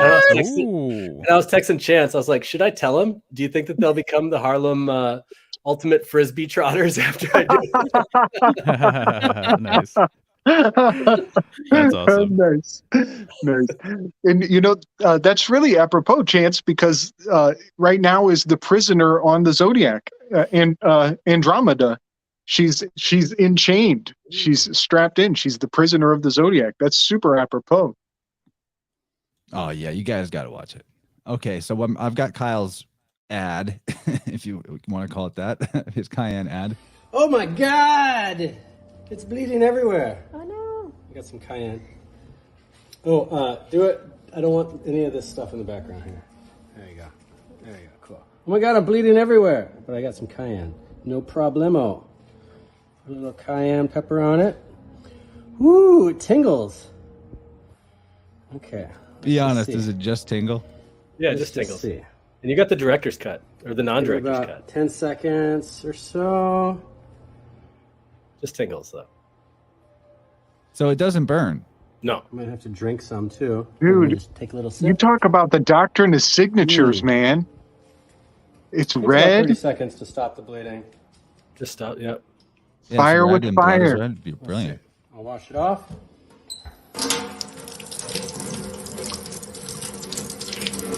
Voila! Nice. Hell yeah, dude. That's awesome. That's awesome. Incredible. Yeah, I love that. Pretty bad. I cut myself pretty bad in a couple spots, and I have a couple scars that I kept from not getting stitches thanks to cayenne. But it does heal up the tissues really, really well too. It doesn't bring the cut back together. It just stops the bleeding. And there's another plant that we've talked about in the Aries one that was yarrow, that was Achillea, that brings the lips of the wound back together. and it pulls it back together. But this one, uh, Marty. Oh my God. Okay, for Champion. anyone just listening, Marty No. says in the chat, ladies, this also works for the mincies. Just insert a whole pepper like a tampon. You're supposed to be the good one. You're supposed to be the teacher. How dare you? So By the funny. way, Kyle, I like your acting. Oh no, I'm cut. Whatever shall I do? Yeah. Wait. Cut. That was perfect. I don't want any of that stuff back there. Hold on. All right. With all this weird detachment like a true Aquarius. It was Yeah, man. hilarious because I was like dripping blood, and one of the ladies that helps, or the ladies that were up there, they're like, I was like, quick, get the cayenne and a camera, quick. And they're like, huh, what? And I'm like, just film me. And I'm like, they're like, what do you need? And I'm bleeding everywhere. And like in my mind, I was like, this is a perfect opportunity. In their mind, they're like, what the hell? There's blood all over. That's awesome. Action. And That's you know rad. what else?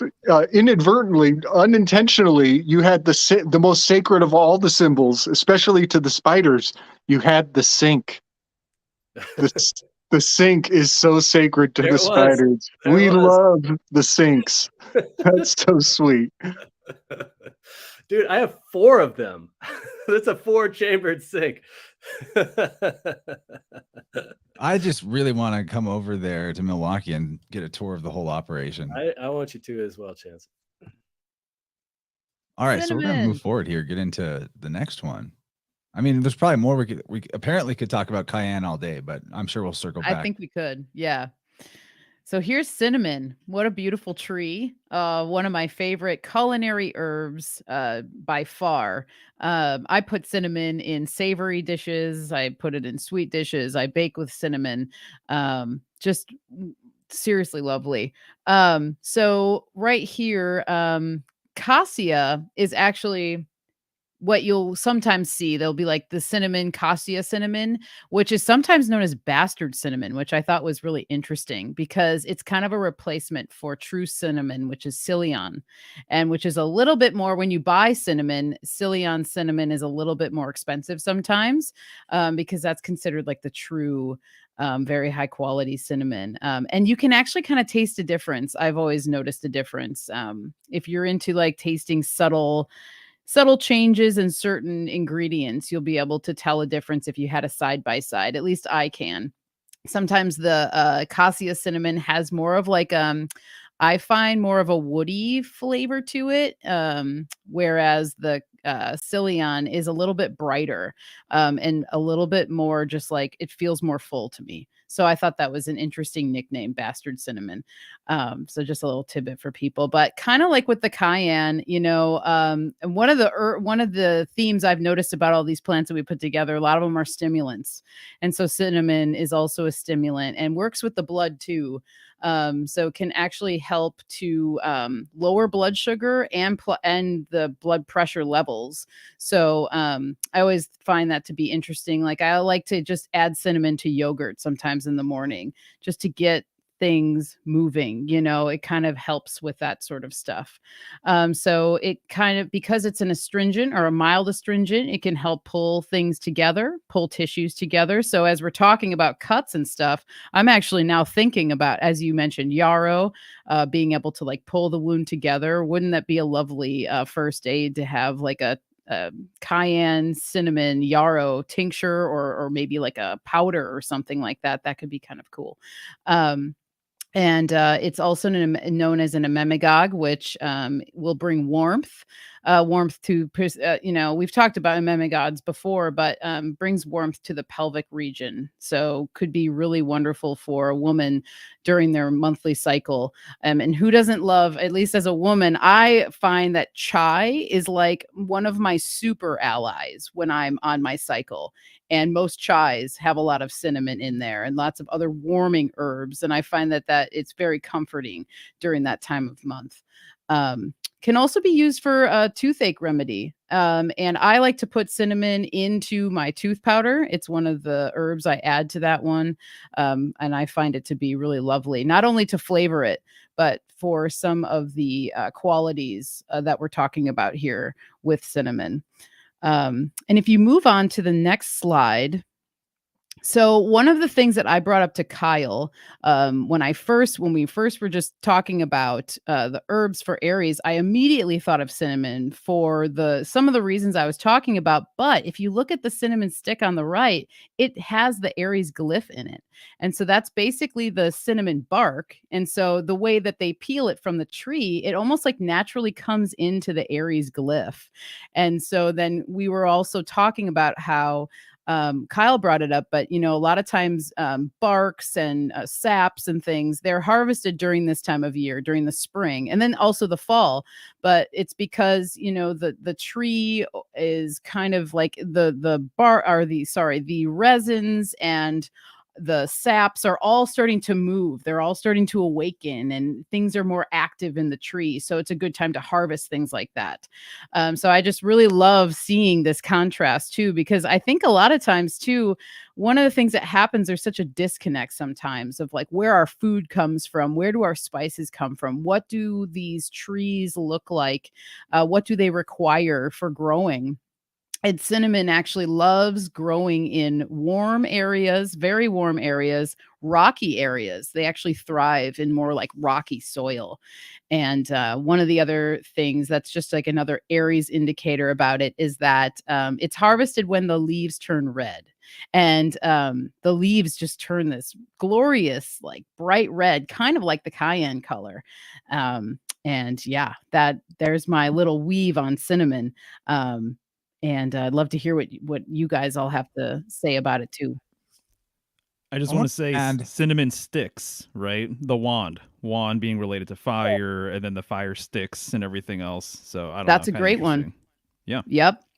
Well, the whole thing with the staunching bleeding does seem very Aries, back to the cayenne. And then if this helps with the, anyway, that's like something you'd have happen in war. And right, Aries is the warlike sign, and which makes sense because Good you would call. start your marching of your armies in March. Sure. Then cinnamon, in my experience, one thing that I've used it for is in springtime. I have had at the house I currently own, there's been invasions of ant colonies invading into the house. And I've straight up been at war with them at times, not willing to use anything toxic. I have pets, right? So making little barriers of cinnamon, the ants won't cross them. It's like you're defining your boundaries in wartime against them. That's awesome. Yeah, Aries being the first, being hot, being the most likely for injury, right? Whether it's the one that steps in the pothole in the parade or the berserker that's the first on the lines. And so a lot of these herbs for these fire signs are great remedies for injury, but also great remedies for the nature of the fire sign. And let's say if you have a lot more fire in your chart or a lot more fire in your body, you also might be prone to acute inflammation, and instead of like, let's say, chronic inflammation. And so having something that's more warming to bring that fire to its fullest expression so that it can move on, as opposed to smother it, because that would be really oppressive to a fire sign. And so that's why the cinnamon. And here's another thing that I was just thinking about is that cinnamon sticks, while they're something that we get from, if you look at that tree, it's going this way, it's going that way, or that branch right there. But there is something about the length of a cinnamon stick that they're almost always identical lengths. And so somebody determines that.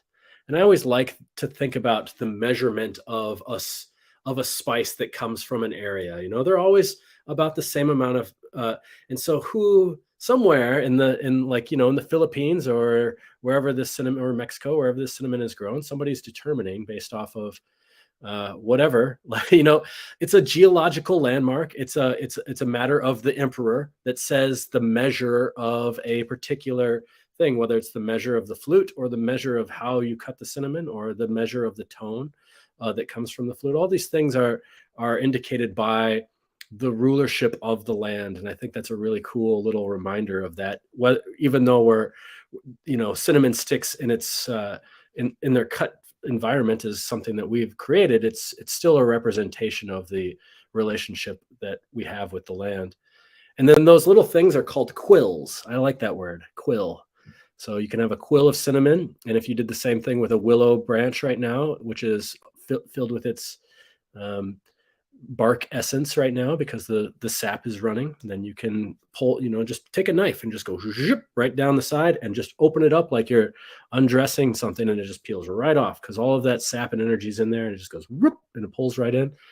And that's a cool word. The quill, of course, like it makes me think of other fiery things, like I don't know. It makes me think of quiver. It makes me think of arrows. It makes me think of other war-like. Sagittarian and Aries are probably really fun to hang out with in the battlefield, Excellent point regarding just the quantity and the length of everything. I mean, that is whether you're getting saffron or you're getting whatever, how much is an ounce or 2 ounces or whatever, and the quantities that you get or how much is acceptable for your needs or whatever. That's a really excellent point, man. I think that's something that you can kind of dig into a bit more, and it's going to make me think now when I'm using stuff or whatever, just kind of like, why is it like this? Well, who created this? There must be some really, really good reason for it. So I love the fact that you brought that up. I can't not mention the pun of in bark. This medicine is in the bark, and spring is when we are embarking. We're initiating, we're springing into a new journey, a new endeavor seasonally. But the fact that it's called cassia, that really hits a chord for me. Cassiopeia is enthroned right on the equinox line. And I think of her as this is the equine ox line. She is the queen of that ox being the Aleph, the first. Could be your Empress card corresponding to the equinox as well there. Exactly. Yes. So a funny thing about the minor decans, like I always mention that depending on who you're asking, you're going to get like up to 30 degrees of variation, meaning it could give or take one entire station of the zodiac. But Cepheus, the emperor, he's actually down in Pisces, and Cassiopeia is actually up in Aries. And one thing I'm learning about symbolism is so often the lesson is close enough is perfect. And the fact that the empress is actually in the Aries station and the emperor, his decan, is down in the empress's station, but they're married to each other. They're wed together, and they are within one house of relationship to each other. So I just find that interesting that she's actually up in Aries and he's actually down in Pisces, but symbolically they are holding down the entire 60 degrees of both of those signs. The entire equinox relationship is kind of bound up in there. But yeah, I had to mention that because Cassia totally brings Cassiopeia to mind. I want to weave on that. This brings up something like an answer to a question that was posed on a recent Crow 777 episode where they're talking about the Chang'e and the year of the rabbit and the abundance of the rabbit, and they were talking about in this this legend, the cinnamon tree comes up, and it has a lot to do with this feminine aspect, and they're wondering like, how could the cinnamon be feminine? And I can't remember who the guest was. I think it was Wayne McCroy was like, they should ask James from Grounded Extracts. I was like, no, they should ask me because I know. Definitely ask you. And then now I even know even better because of what you said there. But I think that cinnamon as an Aries herb makes perfect sense for what you just said, because if you prepare it by boiling it, it becomes really super astringent and it tightens. And if you just put it into water and don't boil it, it becomes really demulcent and soft. And it makes the body really, it structures the water. It makes the water hold a lot more viscosity. And so I think it really does have these like mutable Pisces qualities to it. Yeah, so that makes a lot of sense to me, how it could be a feminine association with this this so-called masculine sign and energy that we're in Aries, you know? That's a great point, because I thought about that today when I was just thinking about being on tonight, and how cinnamon, if you put it into like a iced drink or something like that, it almost creates like this gel, like at the bottom of your cup. And even in like a, if you had it in hot tea and maybe you didn't finish the very bottom of your cup and that tea cooled off, there is like this cinnamony gel that comes or whatever from it. And I've always noticed that. So that's a great point. I love that. I really love that. And I think that you're totally spot on with that being connected to more of a feminine, watery aspect of it. That's awesome. Nice. And then there's also cinnabar. Oh, the yes. ore that mercury yeah, right. is Totally. extracted from. Absolutely, yeah. Isn't sure. that like a place at the food court of the mall? Yes. Absolutely. Well, we can't forget that cinnamon rhymes with feminine. Yeah. That's a good one. And it's so warm. It's like so warm and comforting. Like I said, like when I'm on my cycle, I want chai. Like I'm just like, I want chai. It's warm. And then just the smell of cinnamon is comforting, and it kind of has that hug sort of feeling, Right. And chai, cinnamon has Amon, like the ram. Amon. right? The ram in the word. You're right. That's a good one. And chai is a X. It's the Greek X. Is Nice, right? nice. Right? In that right, know. Chance? Yeah. Yep. So there's our mutable X as we cross the equinox. Never thought There's about that. also- But you would spell my name in Greek with the X instead of a CH. The Greek X, the chi. Chance. Right. There's also Enhancing. sin and cinnamon. So there's that. Also related to what you were saying, Slick. So it's really fascinating when you go back and look at older emperor cards, they become very effeminate, like very obviously too, so they're just very feminine. And I think there's all sorts of implications with that. But the other thing that I was going to mention is that the Crowley switch with the Hebrew letters for the emperor, he switched the star card to the emperor card. He thinks that the Hebrew letter that makes the most sense for the emperor is Tzadi, or however it's said, which is fish hook, which is fascinating because we're transitioned just from Pisces to Aries. And so to me, that's the correspondence is really intriguing. The end of winter, the beginning of spring, and you have that fish hook symbolism. So it's coming out of the water, right? That fish. Yeah, man. Yeah. Just to kind of weave on the Emperor Empress, if the Empress is Cassiopeia, then she's married to, mythologically, her husband is Ayapa, who is the king of Ethiopia. And so they have this mythological context to those zodiacal figures. So they're both she's an African queen. And I love some of my favorite Empress cards are black Afro rockin' Aphrodite, Empresses. Those are my favorite Empress cards in tarot.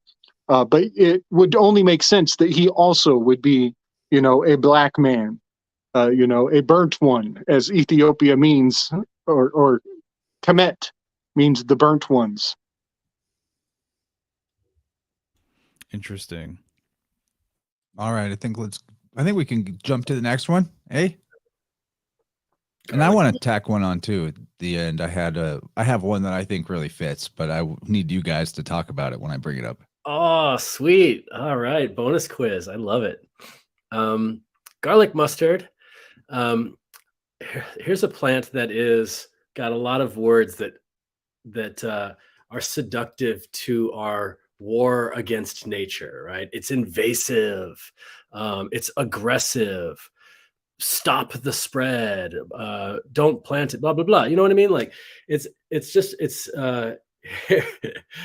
all of these things kind of get overlapped over and over with all these systems of power and control and domination and the master slave dynamic. And so here's garlic mustard. And this is interesting because I was listening to Michelle and Mario and Jonathan Branch yesterday, and in their slideshow, they were mentioning all these herbs in the Bible, and I noticed that they didn't mention mustards. And of course, there is maybe just one passage, which is with the faith of a mustard seed, you can move a mountain that the emperor sits upon, or something like that. I don't remember how it's been translated, but maybe I added the emperor part at the end. But there is, for each one of these plants, 7,000-8,000 seeds produced. It's tons and tons and tons. So it's very, very, it has a lot of that spring energy, of that spring vitality, of reproduction. There's the signature of the Brassicaceae, which is a member. This is a member of the Brassicaceae family. Other famous members of the Brassicaceae family include kale and kohlrabi and broccoli and Brussels sprouts and horseradish and all kinds of famous mustards that we love. And the mustard, the Brassicaceae family, is awesome because you can eat everything in the Brassicaceae family, from the very tip of the root to the very top of the flower and the seed. Everything, every part of every plant in that family is edible. So great survival food, amazing survival food. But the signature is the Brassicaceae cross, the crucifer. There's the cross again. It's sometimes it's mutable, sometimes it's there. It's the cross of the door. There's the hinge into the new time of year. I see these signatures on a lot of plants in these cardinal positions of the year. I think they're really prominent in a lot of these places, and I think it's really cool to find them like that. So if you look closely at that one on the right there, I know it seems a little blurry, but you might be able to see a couple flowers there, and the white flowers with the cross in it. Whereas on the left, you have the first year growth, and this is a biennial, so it'll grow like that in the first year. In the second year, it'll do its thing and sprout and produce its flowers and produce its seeds. And so yeah, there's a lot of I really love garlic mustard for a lot of reasons. Those are fighting words. How dare you? Aren't you supposed to pull it up and destroy it every time and put it in bags and leave the bags on the trail? No. No. As a matter of fact, I love this plant so much because one, it's one of the most nutritious plants that you'll find in nature. It is so dang packed with nutrition, with vitamins, with minerals, with vitamin C, with vitamin A, with vitamin E. There's a reason why it was, quote, brought here. All right, maybe it was here, but and the other thing that I ask myself when I see so-called invasives, which I'm not really on board with the invasives native narrative for a lot of reasons, but because I think it's very arbitrary, and I think that it's marketing that's generated by for the use of destruction of land and for selling poisons that like Monsanto and stuff like that.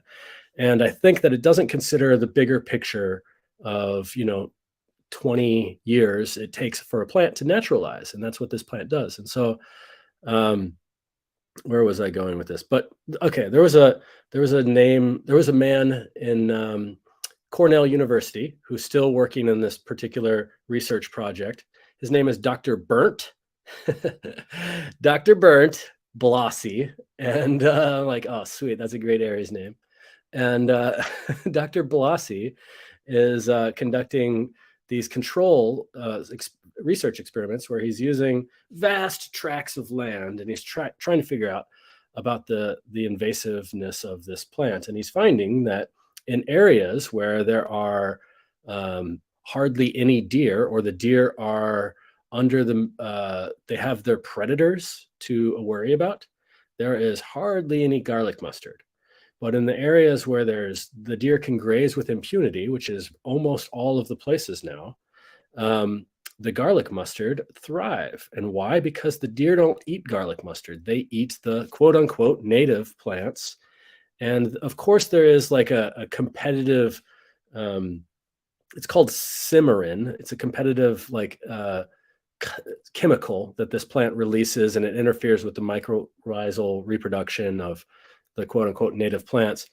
But after 10 to 20 years, it no longer produces that, and it just naturalizes itself into feeble little plant, and the other plants come in. And so my question, when I see these invasive plants in our landscape, is more of a holistic question, which is, what is the ecological function? Like, what is the reason why these things are here? And this is the same thing with like a symptomology picture that you might see if you're working with a person in front of you. You might say like, oh, they have sinus congestion. We can just eliminate that with some cayenne, right? In the same way that I say, oh, these things are coming in. They're taking away all of my precious natives that we planted, so we could just eliminate them by poisoning them with Monsanto, and who cares about the waterways, and we'll pick them up. And then there's the more holistic question, which is why are these things here? And it really does have this whole ecological effect, where we talk about, why are the deer here? Why is there 4 times more deer than there were allegedly when the country, when the American settlers were here? There's all these deer because we got rid of the predators and all this stuff like that. And will these plants naturalize themselves, or are they a menace to nature? Are they thriving in a habitat because Kyle, I just was Googling it, and there's on the first page results, there's a New York Times article with the headline, "Garlic mustard, evil, invasive, delicious." That's the headline. Sorry, I had to interrupt. Like, total Aries headline. Evil. When you Google it, it's being called evil. Right. Yeah. No. And so that's the idea. What his conclusion was, and Dr. Burnt, what his conclusion was you're going to do more harm to the environment by trying to pull this stuff off. You're going to go out into the off the trail, step on other things, pull up this information that's stored in the soil, all of that 10 years of simmering. It's going to this plant likes to thrive in disturbed soil as well. So anyway, just let it do its thing, and eat the garlic mustard and be a friend of it, instead of like try to dominate it. And at the same time, you can have some of these amazing benefits of a plant that is spicy, that is delicious, that is evil, that really makes your salad, kicks up the morality of your salad quite a bit, as well as they were really playing on the whole, it's got cyanide, it's noxious weed. Yeah. So I love garlic mustard, and I think the best time when you're harvesting it is to get it when it's in its like rounder stage, as opposed to, look at that, these Martian signatures over here, this like jagged, very pointy. This is what over here on the right is when it's on the march for reproduction, and over here on the left side is more of its delicious Venusian. I love the flavor. Give me all the senses. It's good, and it's good over. It tastes good over there. So this is the best time to harvest it over there on the left. Yeah. So that's it. I think eat the weeds. It's good for like bruising too, if you like be a poultice. I've never used it as external medicine, but it would be so mustards in general, all mustards are great at dispelling congestion and mucus, especially in the lungs and respiratory mucus. So this is all of our kapha stuff. Here we are at the time of year where we need it. Retroactive causality of nature. So what's going on with a lot of people? They got a lot of mucus. And so if you wanted to make a poultice of it, it's more appropriate to have a poultice for bringing stuff out from the lungs, heating up the lungs, and thinning the mucus inside. And it also has an expectorant effect. And you can also make a mustard out of the seeds too, like the mustard that you put on your bratwurst. And yeah. Well, one thing you can't really think very well whenever you have a mucousy head. And that's generally where people feel it the most when they have allergies. Maybe there is some going on in the lungs, but you really feel it in your head and in your sinuses, right? And because you mentioned the Bible verse, I decided, I was like, what do they call the mustard seed in the Vulgate, the Latin translation of the Bible? And interestingly, the word written is sinapis, Sinapis. And that sounds a lot like, there's a lot of things you could decode out of that, but it sounds like synapses. Right. Interestingly. I know that's not garlic mustard maybe per se, but just thought that was interesting. Yeah, it's just about the metaphor of the the seed and what one seed of garlic mustard could do, how it could change the landscape. You know, just one seed could really infinitely change the landscape. It could change people's perception of the landscape, and so social engineering of how to dominate that landscape.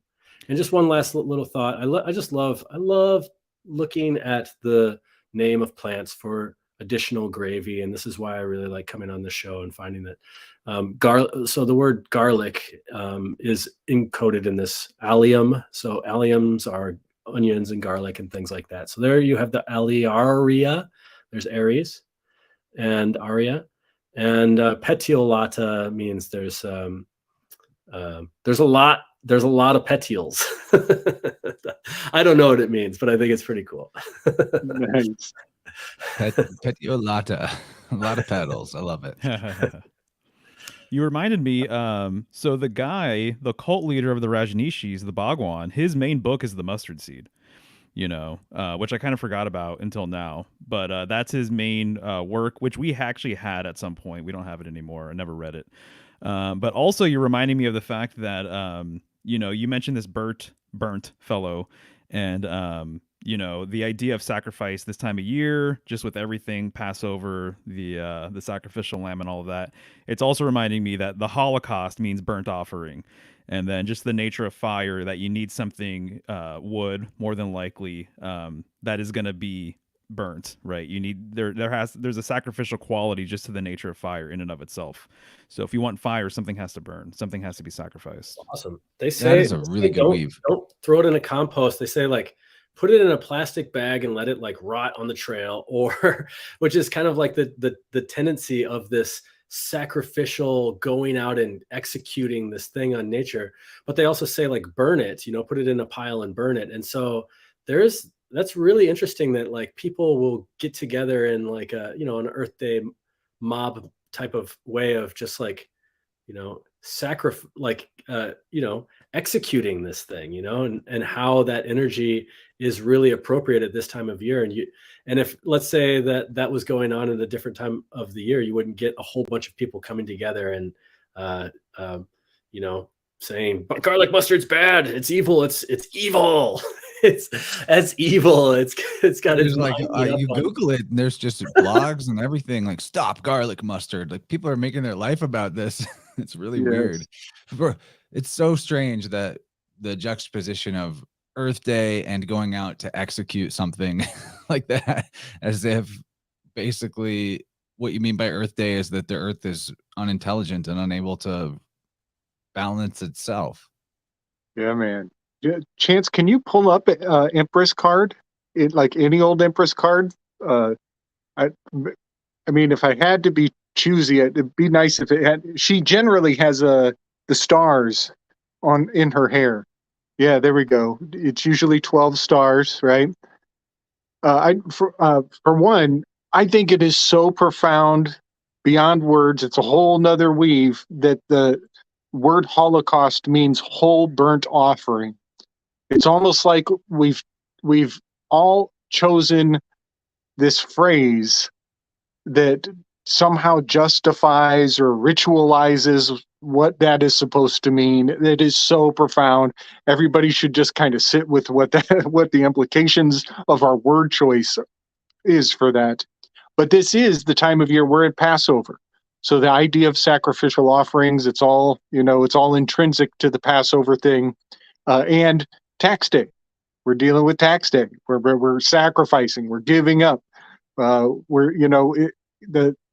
The fusion of church and state is complete. I will never let go of that fact. But she's got in her hair, she has the 12 zodiacs in her mind, right? She has mastery of the ultimate cipher of the realm, which is star language. Well, garlic mustard, there's a fun little anagram in there. The girl, star, muse, dam. Dam is the lady, the woman. She's got the stars. She's musing over the stars with this diadem of the constellations on her head. So all of this was completely coming to mind as you're musing over the significance of the garlic mustard. And you mentioned that it's better when it's round. Didn't you say it's better off when it's rounder leaves? Yeah, it's like the roundness looks more feminine, Yeah. and it definitely has that the better it's more desirable flavor. It's the more Venusian aspect of it, just like this card. Yeah. So for some reason, I just keep seeing how our weave today is really bringing forward the fact that Cassiopeia is actually in Aries. In some minor decan listings, it's actually on the equinox, and the fact that the emperor is actually down in Pisces. I just keep seeing it because here she is again, kind of woven into the language of the word. Garlic mustard has the girl star muse dame. It's all there. The heart shaped leaf, by the way, too. Right. When it's the arrow shaped leaf, no good. When it's the heart shaped leaf, like in this card here, Yep. there's the heart. And there's the, yeah, like Mario was saying with the sprig, the spring. Yep. I love it. I love that. And Totally. that's another thing. Aphrodite, a lot of people think of Apollo when they hear April, but I think of Aphrodite. APRL, I think of Aphrodite a lot more in that love, the heart aspect. Just because it's on the screen, I just have to mention the fact that the Globus Cruciger is like an upside down Venus glyph.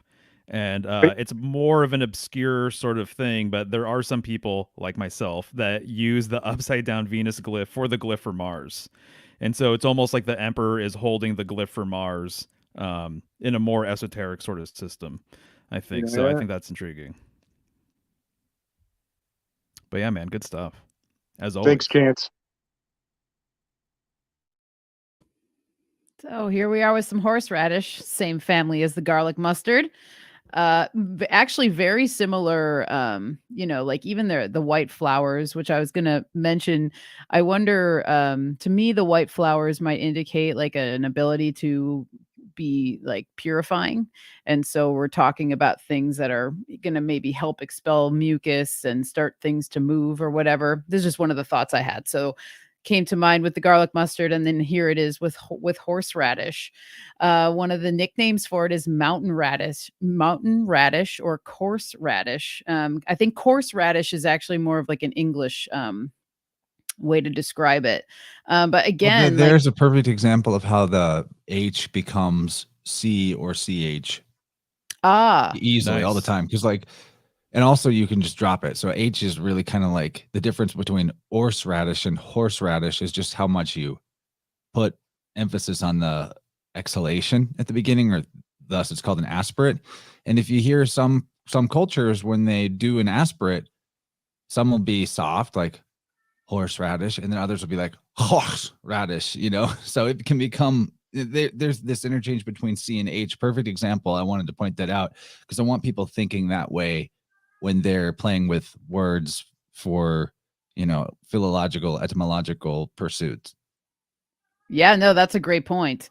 Because I kind of wondered about the coarse radish. I was like, I wonder what that's all about, but I wanted to throw it in here, and I'm glad I did, because maybe it's just literally the phonetic way of pronunciation. I'm not sure, but so again, it's a stimulant.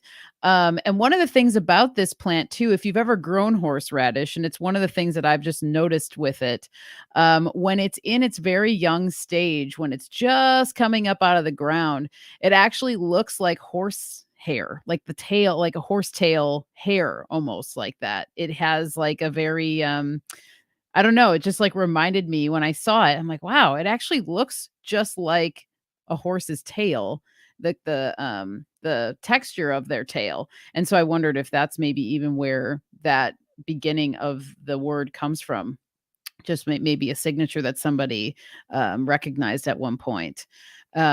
But this one is a mover and a shaker, and I have it right here, but it's my horseradish fire cider. So horseradish is wonderful in something like a fire cider. And here we are talking about Aries, but just like one of those remedies that's really just going to bring the fire, bring that movement, bring the spice.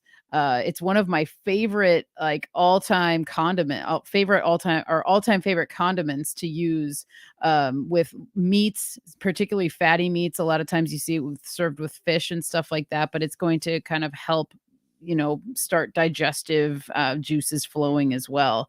Lots of sulfur in this one, which we can kind of correlate that back to the garlic mustard as well, because the garlic, onions, all very high in sulfur. You get that smell, but the benefits of sulfur. And I can't not bring it up now because Mario and I talked about it before we started Vibrant tonight. And then someone brought it up in the chat, but DMSO and it being really high in sulfur, it basically is just like salt. It's not pure sulfur by any means, but that is one of the main healing elements of DMSO, is that it is high in sulfur, and it's from trees, and it's a byproduct of the paper and lumber industry, and it is one of the most amazing substances that I've come across in so many ways, of being just a fantastic healer of so many ailments. And it kind of comes to me, it's Aryan in a couple ways because it's so fast acting and it's driving. It's like, when I think of DMSO, I think of like something driving into your skin, driving into your body. And so there's that ram kind of energy. So kind of a tangent, but I had to bring it up because I'm talking about sulfur. So really wonderful for children. If you're trying to maybe, if somebody has worms, perhaps you can use it for that, to kind of expel them. I also have a quote here from Culpepper about horseradish. And he says, if bruised and laid to a part, grieved with sciatica, gout, joint ache, or hard swellings of the spleen and liver, it doth wonderfully help them all. I love that. And I love the language, the old language too. It's just very nice to hear how these herbs were described and things like that. But yeah, I mean, topically, again, to treat rheumatism and paralysis even. So bringing some pain relief as well. And when it's a German condiment too, as I brought up before, but it's usually mixed with vinegar. And that's another reason why I use it in my fire cider, because fire cider is, the base of it is vinegar. So it works really well with vinegar. So if you were maybe wanting to make a tincture with horseradish, but you don't want to use alcohol, this is a really great herb to combine with vinegar. And vinegar is great at extracting medicinal properties from plants as well.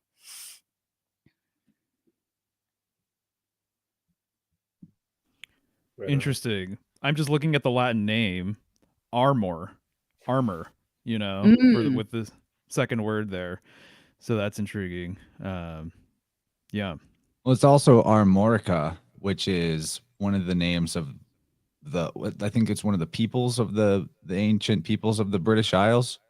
Oh, okay. Which I personally think there's legs on the theory that the Armoricans are potentially progenitors of where we get the name America. Dylan's latest work has really done a lot of great evidence-based research to demonstrate that the natives of, particularly like the New England areas, the Native Americans there have so much similarity going to the British, Celtic, Irish. It's too much to ignore. Very interesting stuff. Yeah, and that would explain why a lot of these herbs from the so-called old world also happen to be have a lot of traditional uses in these indigenous communities as well. And I don't know, if these herbs were actually naturalized as they said, or if they're just over here. Like I said, I have a lot of problems with this whole native plant, idea, because it's very arbitrary based on some sketchy history without a lot of receipts. But anyway, I love horseradish as well. I like it. Did you know that's what you use to make wasabi? And I used to make horseradish in my wasabi. Yeah. Wasabi. And yeah. Also, the name horse, like I'm thinking about, like if you got like a something going on, some catarrh, That's the word that I really like, that Culpepper would have used. If I doth have catarrh, clinging to the whatever, and to my throat. And also the word radish, which also could be like reddish. I don't know. It's just fun to think how some of these words can really describe the energetic qualities of these signs that we're in, that we find them in at the times, and also be a remedy of if somebody has like a horse catarrh, or if they have a radish like constitution, if they're I don't know. These are the types of herbs that I would work with to help stimulate and equalize circulation. That's just maybe concentrated in the head or concentrated in the face, as very often is with the Aries constitution philologically. Somebody who has a lot of energy kind of up here in the head, and maybe tension that keeps it from equalizing all the way down. So it presents as a lot of redness, and maybe even like the veins and things like that. But so yeah.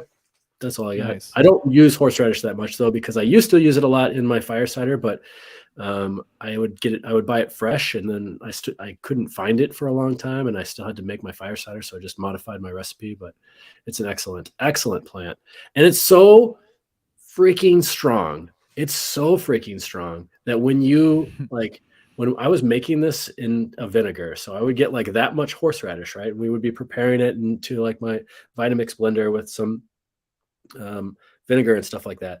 I would be tripping like from the fumes. Like, you think that onions make you cry? Like, we would be doing onions and be like, oh man, ooh, this is hard. And then when we got to the horseradish, I would be seeing colors. There would be like purples. It was a psychedelic experience. And this is all like, just working with the plant like that. This is all Aries stuff. Like, who can I dare in my, who can I dare to go like cut up a whole bunch of horseradish right now? Like, the Aries in the room's like, I'll do it. I was gonna say, even as a Capricorn, I'm like, I'll do it. No, but that's a great point too, because even if you look up online, how to prepare horseradish sauce, and it's very easy if you just make the basic. You can, you have a Vitamix, or you have a food processor or whatever, and you're literally just grinding it up, and it can make this beautiful paste just with its own self. You don't even have to add anything to it. But people who are in the know will warn you, do not put your face over the mechanism that you're grinding this in. But even if you don't, and you're just in the room, yes, like you said, it can be so intense. So yeah, use with caution. And that's funny too, because just like with the cayenne or a pepper, they're sneaky. You've cut cayenne, maybe you've forgotten, and you rub your face or whatever. It's like all these herbs have that same sort of cautionary thing about them. They want you to pay attention, while they're being used, which is kind of interesting, very Aryan. Yeah. And for anybody who's thinking about a dare and is it Aries, don't use the cayenne as a tampon, okay? Oh, God, please. That was a joke. Thank you for saying it. That was a late April somebody out there Fool. would be so daring. Yeah. I have a weave on horseradish though. Again, back to the whole thing of the connection between the Americas and the ancient Britons. Those people on the island definitely had a big love for root vegetables. And that is one of the things that was noticed by researchers of like the 1600s of the native tribes, that they also were really into potatoes and other type of root vegetables. And that's what they mainly cultivated when they weren't foraging for other stuff. So anyway, in the Latin name for horseradish, you have cochlearia, which is basically the word cochlear, or cochlea. Cochlea is originally, well, I don't want to say originally. I don't know which one came first. I actually kind of suspect maybe Latin is the older thing, but cochlea in Hindu is a word referring to this part of the ear in anatomy. So I'm going to show that. Again, the ear is also part of the head. So I wonder if the horseradish has anything, that could help with ear problems. I don't know. But cochlea is this spot right here where my mouse is going. And as you can see, it's shaped like a spiral, like a ram's horn. the way it curls back in on itself. Very interesting. In Latin, the word cochlea, and also I think the Greeks borrowed the word, it refers to a snail. So snail shell has that shape as well. You see a lot of snails in springtime too. So anyway, I just wanted to bring that weave forward. Another great example of the obvious affinity between Sanskrit and Latin that seems to go widely unnoticed. But this, what does it mean that horseradish is referencing this spiral cochlea snail ear shape thing? That's interesting because, it just makes me think about, it probably does because of the spice and that stimulant, action, just having the ability to open up that area, just like it opens up the sinuses, but opening up the ears. And I notice it. My ears open up when I eat peppers and when I eat horseradish. And so that's a really great point, Chance. I love that. Yeah, man. Oftentimes, back to the ear eyes and Aries and having the ears to hear and the eyes to see. There's another little side weave on this that has, I think, a lot to do with cultures that hail back to Egyptian influence. And when I say that, I'm not necessarily talking about Egypt proper. I might be talking about the expansive, extended territories of Egypt. The land of Egypt is not Egypt proper.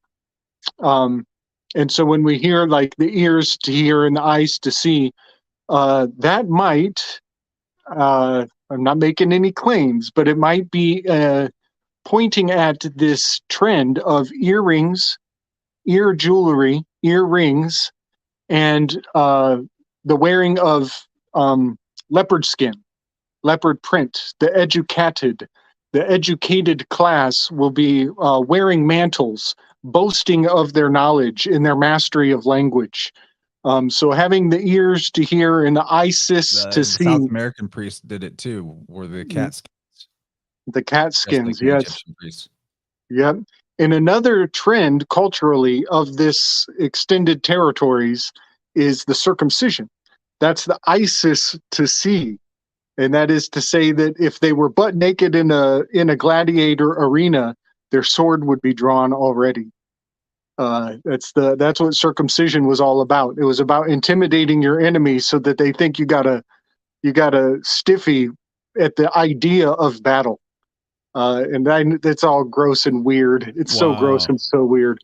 But yeah, circumcision is actually to make it look like your sword is drawn at the very suggestion that you might be going to duke it out with another dude. Fucking weird. So weird. That's really interesting, Gabe. That resonates with what I read in Faber's Origins of Pagan Idolatry, old last book, where he was conjecturing about like the origins of the priest class and rulership style of government in general. And, he had a lot to say about the original priest class also being like the generals of war. So yeah, very interesting. Yeah, it's really weird. It goes, so if you're a pagan, your father's probably gone and he didn't do the rites. And so your sword is going to be sheathed. So if you're a pagan, you're not circumcised, you're going to look timid in the battle arena. This, by the way, is not a good reason to clip your children's. This is not a good reason. Yeah, we're way past all that, right? But yeah, so a pagan, he's sheathed. He's not ready for battle. But if you're clipped, if your dad was around, then the rites were observed and you're ready to go at any given moment. So leaving all that weirdness behind, back onto the horseradish. I used to work produce for Lifetime, and horseradish looks like a horse's hoof.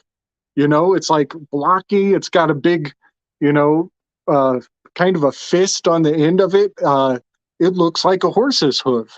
And that totally brings Pegasus back into the picture for me. And the fact that if we're in Aries, we're at the end of the expression of Pegasus. It's a very long constellation. It actually starts in Aquarius and extends past Pisces and into Aries. And so it's very apropos to have the horse's hoof at this time of year. Very spot on. Nice. Yeah, man, I think so too. There's an interesting weave with what you just mentioned regarding circumcision. Circumcision arguably has a total correspondence with this time of year, and I know it's related Yeah, it's to the head. It's the head it's your other head. There's so many different things you can pull up right now with all of that. I know one of them is the story of the binding of Isaac being sacrificed and then later being circumcised, and then also sometimes in illustrations of this whole scenario, there are like ritual circumcision tools and knives and stuff present, and then also some of that artwork is present on actual circumcision knives too. Which corresponds with this time of year with the whole Passover thing and blah, blah, blah. But real quick regarding the horse stuff, the only horse in the zodiac is Sagittarius, which is the last fire sign, right? And I think it's interesting that the mantra for Sagittarius is I aim. You remove the I from aim and it becomes I am, which is the mantra for Aries. And then also the symbol for Sagittarius is a arrow pointed to the upper right, which is one of the common elements for the glyph of Mars, right? And so there's a handful of things going on there with that. But horse being related to fire, and then often it's said that death comes riding a white horse, so the horse's role within the military and warfare and all this other kind of stuff, it's super appropriate. So yeah, that's awesome. I love it. I love it. Not to mention Nice. all the 3 or 4 hours we could spend talking about correlations of the savior deity that is also, symbolic of the vernal equinox with horses. Go on a long. Oh God. I think we've got on some benders with that before. Oh, right. The equine of the equinox. The equus, yeah. 27.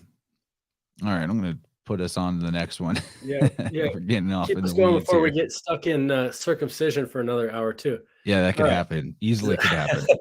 Zing, as in zingibber. Is it a zingibber or is it a zingibber? It's fun because it's the last. It's like a lot of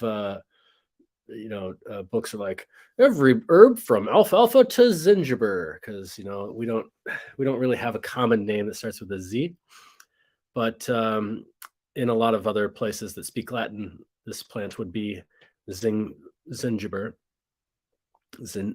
which is, I did some research on the etymology earlier, and that is from a modification of Sanskrit, which is Singbera,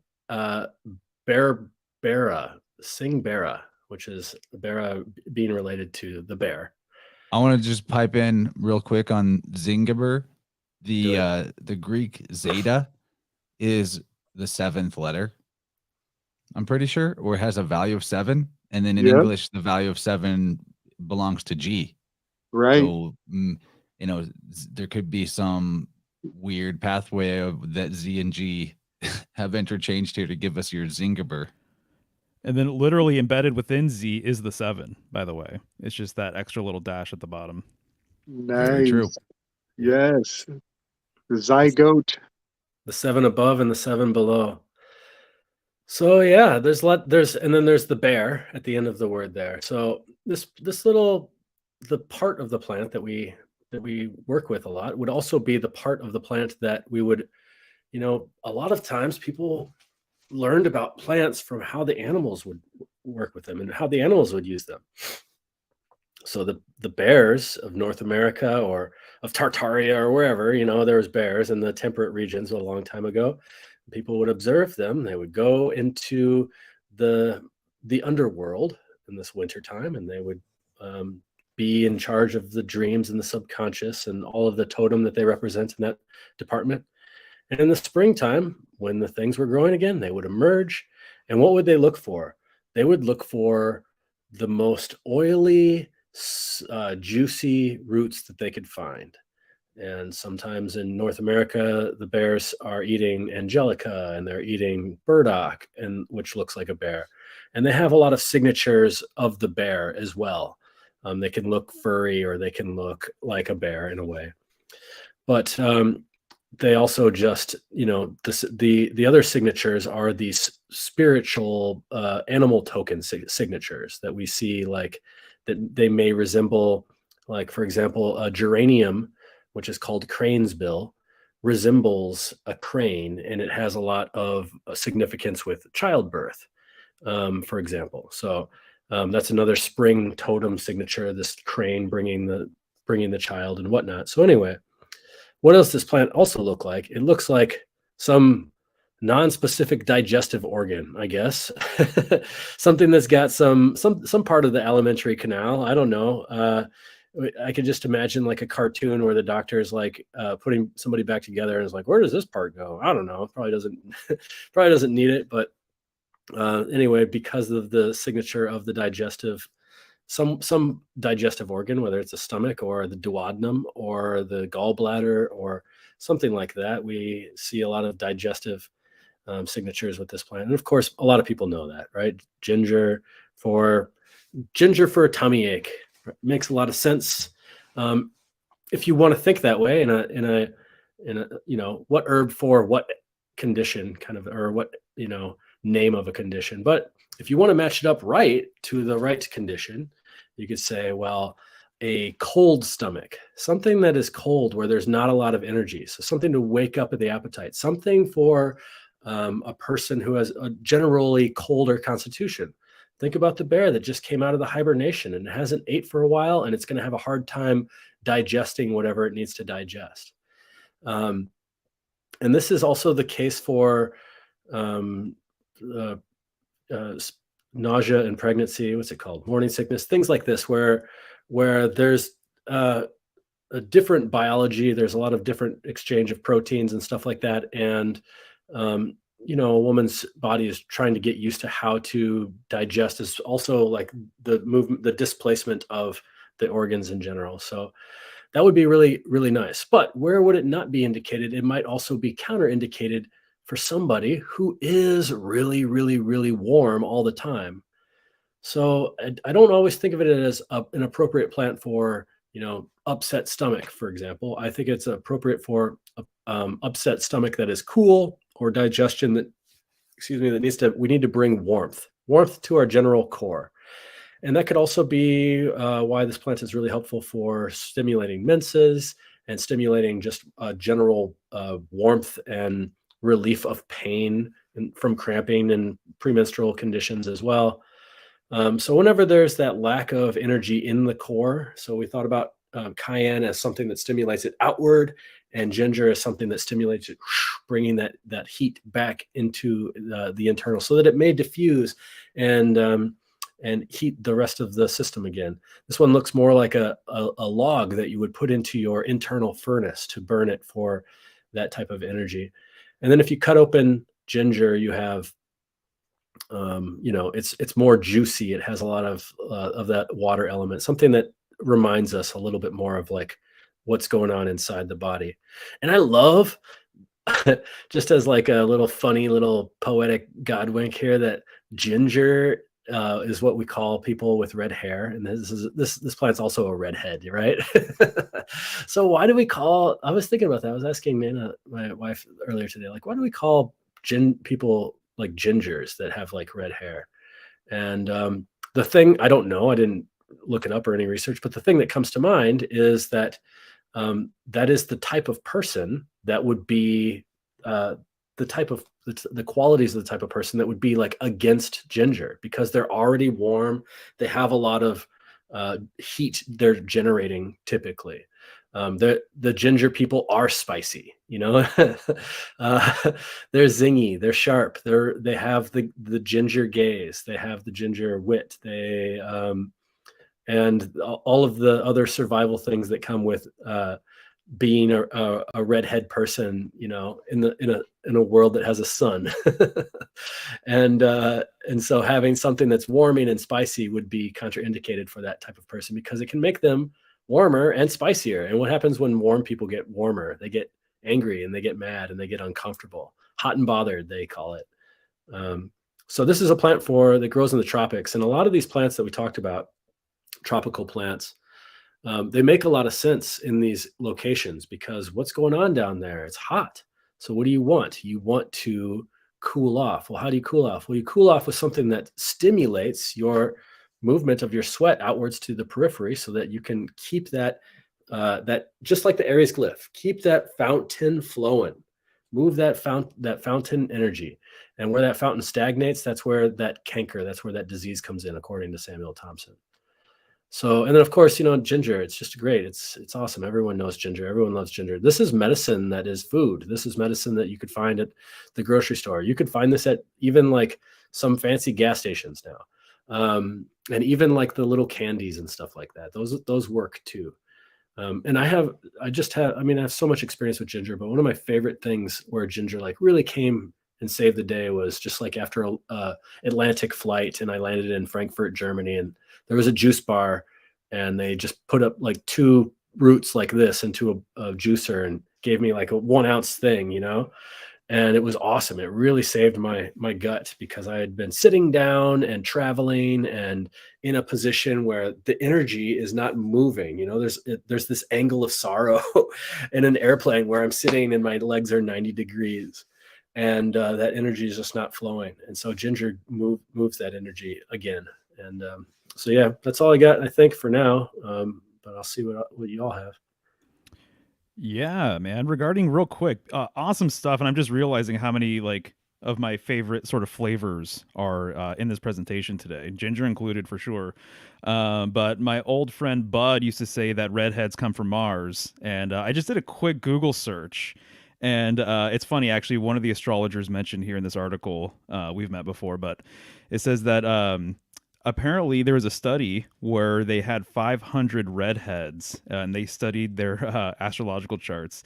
And they actually found a correlation between the ascension of Mars in their astrology charts, that almost 30% of redheads had this sort of thing going on there. So there might actually be an astrological connection with redheads and Mars. Wow. Just throwing that out there. That's super cool. That is so totally. super cool. Can you imagine what kind of big data astrology knowledge that people who have the keys to some of these data collection things have acquired at this point? Right. It's I mean, crazy. that right there opens a whole Pandora's box of vindication for astrology. There's so much to it. I love that little There's fact. so much to it. Like when we were at breakfast, or maybe this was the Monday night when Kyle and his family were hanging out with me and Jenny. He astutely guessed her sun sign as Gemini. Yeah, I heard that. It's pretty amazing. Nice. So there must be something to it if you can discern like that. Right? Yep. Yeah, the fiery people, right? Mm-hmm. So speaking of moving from uncomfortable positions, getting things moving around, you guys might remember this. There's a comedian who's a redhead, and he's got a song. I forget his name. I forget the song, but I only remember this one line because it's such a good line. He says in his song, it's a song about gingers. And he says, much like only a ninja can kill another ninja, only a ginger can call another ginger a ginger. But I think that a lot of people are kind of over that. Like, I don't think redheads are, all that butthurt about being called gingers. So maybe some are. I got red in my beard, so I can make that joke.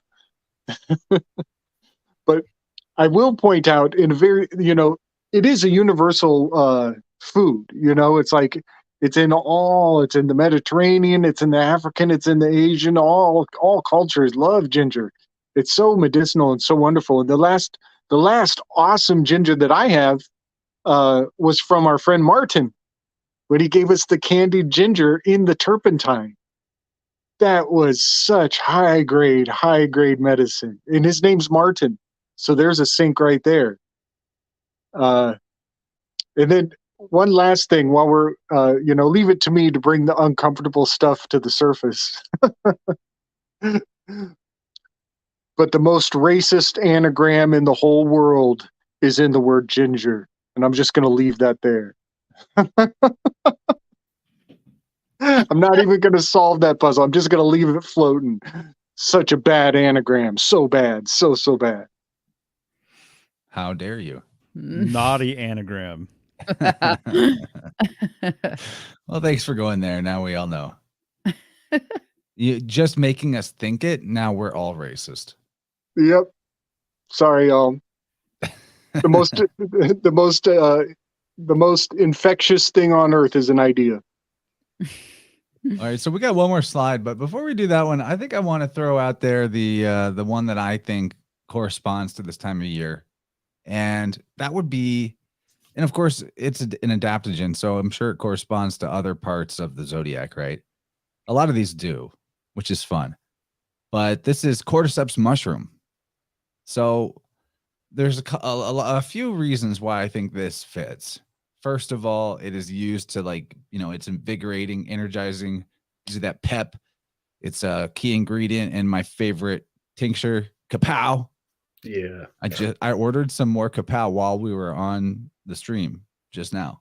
You're like, did you finish some? I saw you hitting something earlier. I think I was hitting the gladder bladder, to just help tighten that up a little bit in case, we're going a little long. It's over 2 hours. Just help me out before I need it. I got a lot of Tippecanoe tinctures, guys. Go get it. Tippecanoeherbs.com, Interverse code 10% off. But anyway, cordyceps, it gives you a lot of that pep. Athletes love it because it helps you, go faster, harder, stronger, longer, all of that. And an Aries correlation would be that it was, the lore about it is that it was discovered by, its properties were discovered by shepherds noticing that when their goats ate it, they got crazier.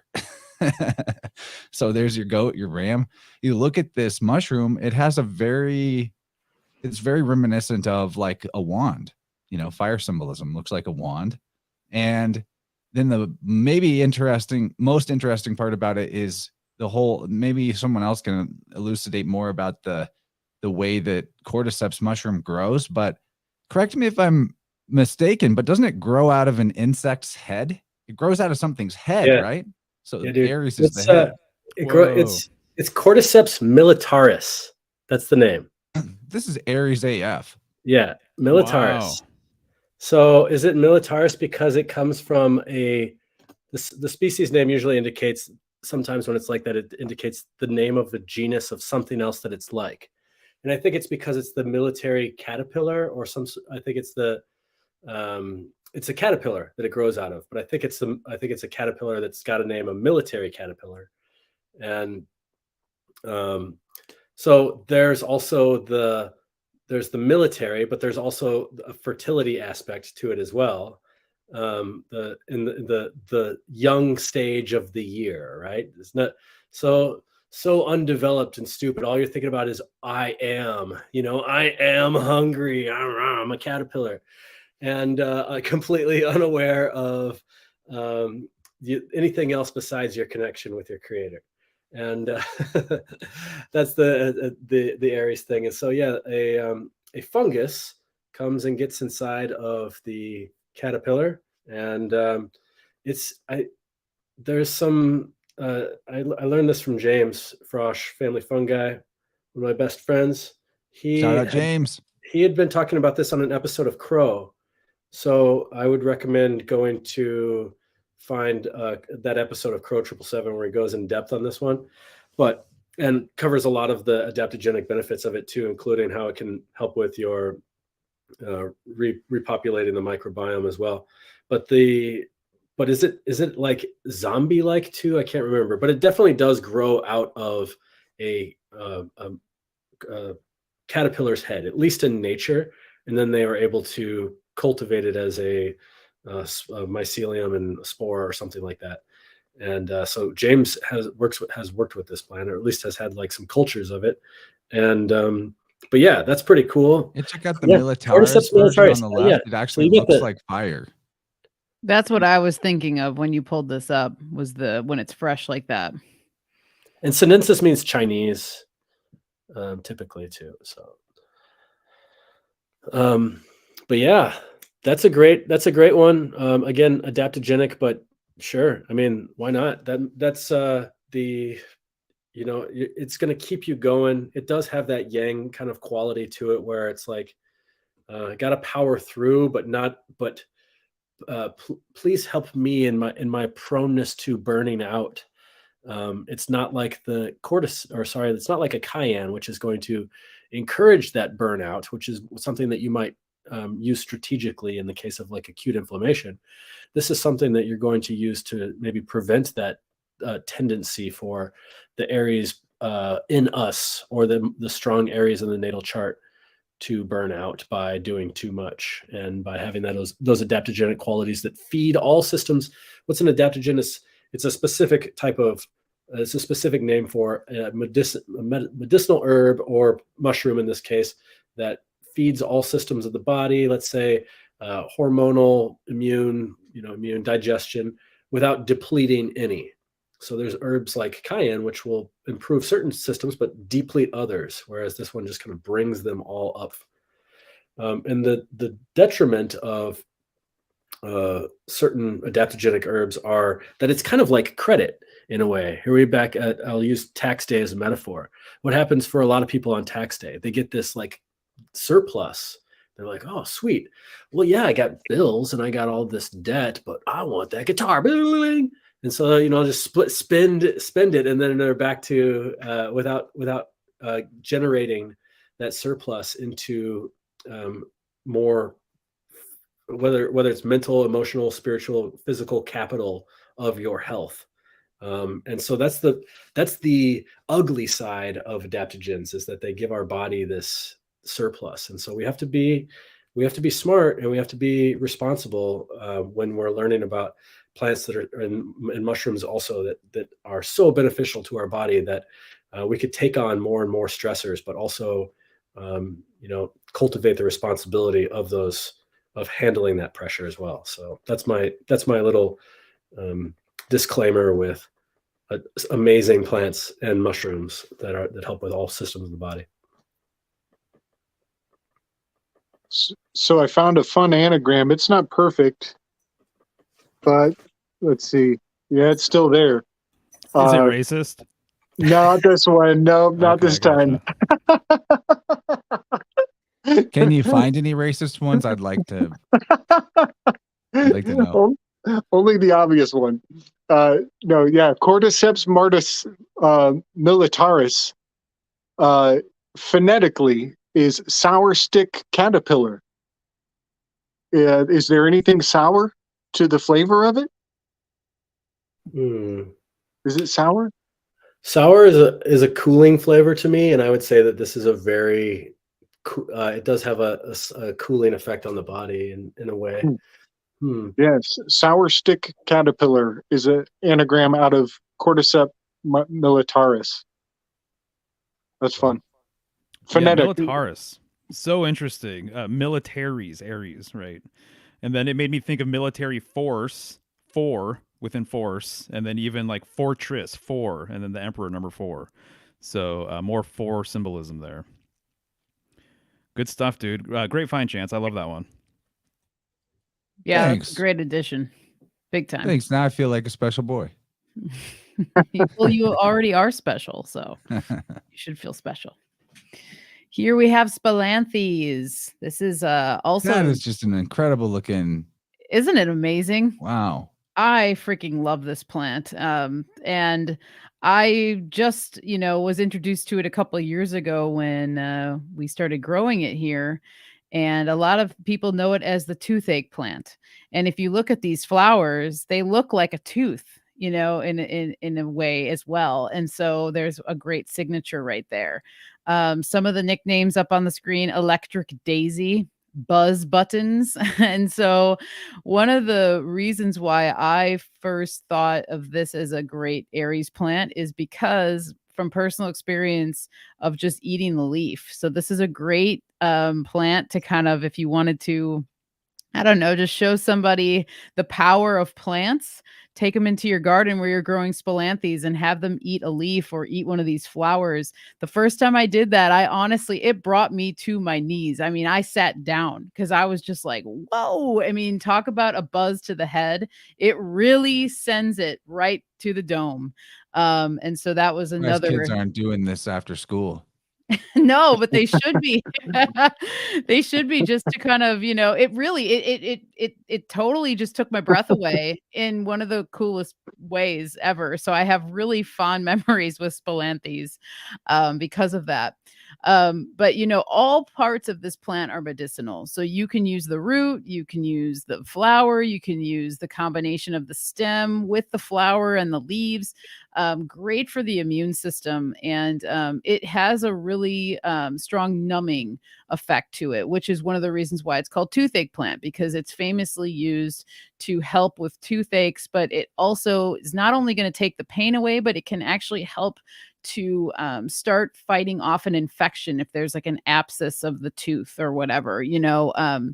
This has the dual action of bringing relief, but also bringing healthy blood to any area where there may be decay or an injury or something like that.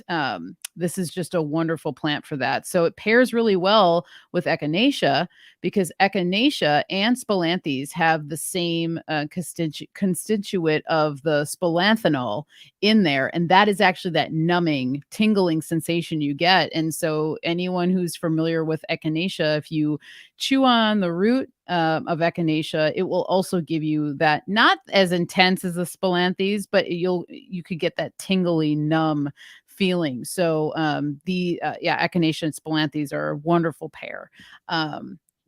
You can make a mouth rinse with this, or you could tincture it and then put it into like a homemade mouth rinse, preferably maybe like a salt rinse, add some spilanthes tincture, and the spilanthes will really penetrate the gums really well and very deeply to get to any kind of infection. One of the cool things that I learned about this plant as I was looking into it a little bit deeper is that now it's kind of like a brand new thing in the cosmetic industry, because they find that it can actually help to reduce wrinkles. And one of the reasons why it reduces the wrinkles is because it's a muscle relaxer. And so it helps to reduce the micro contractions that might happen in someone's face that can create wrinkles. If you have a furrowed brow, or which is something that I've had to I find myself, so you get like lines right up here, or sometimes we get wrinkles.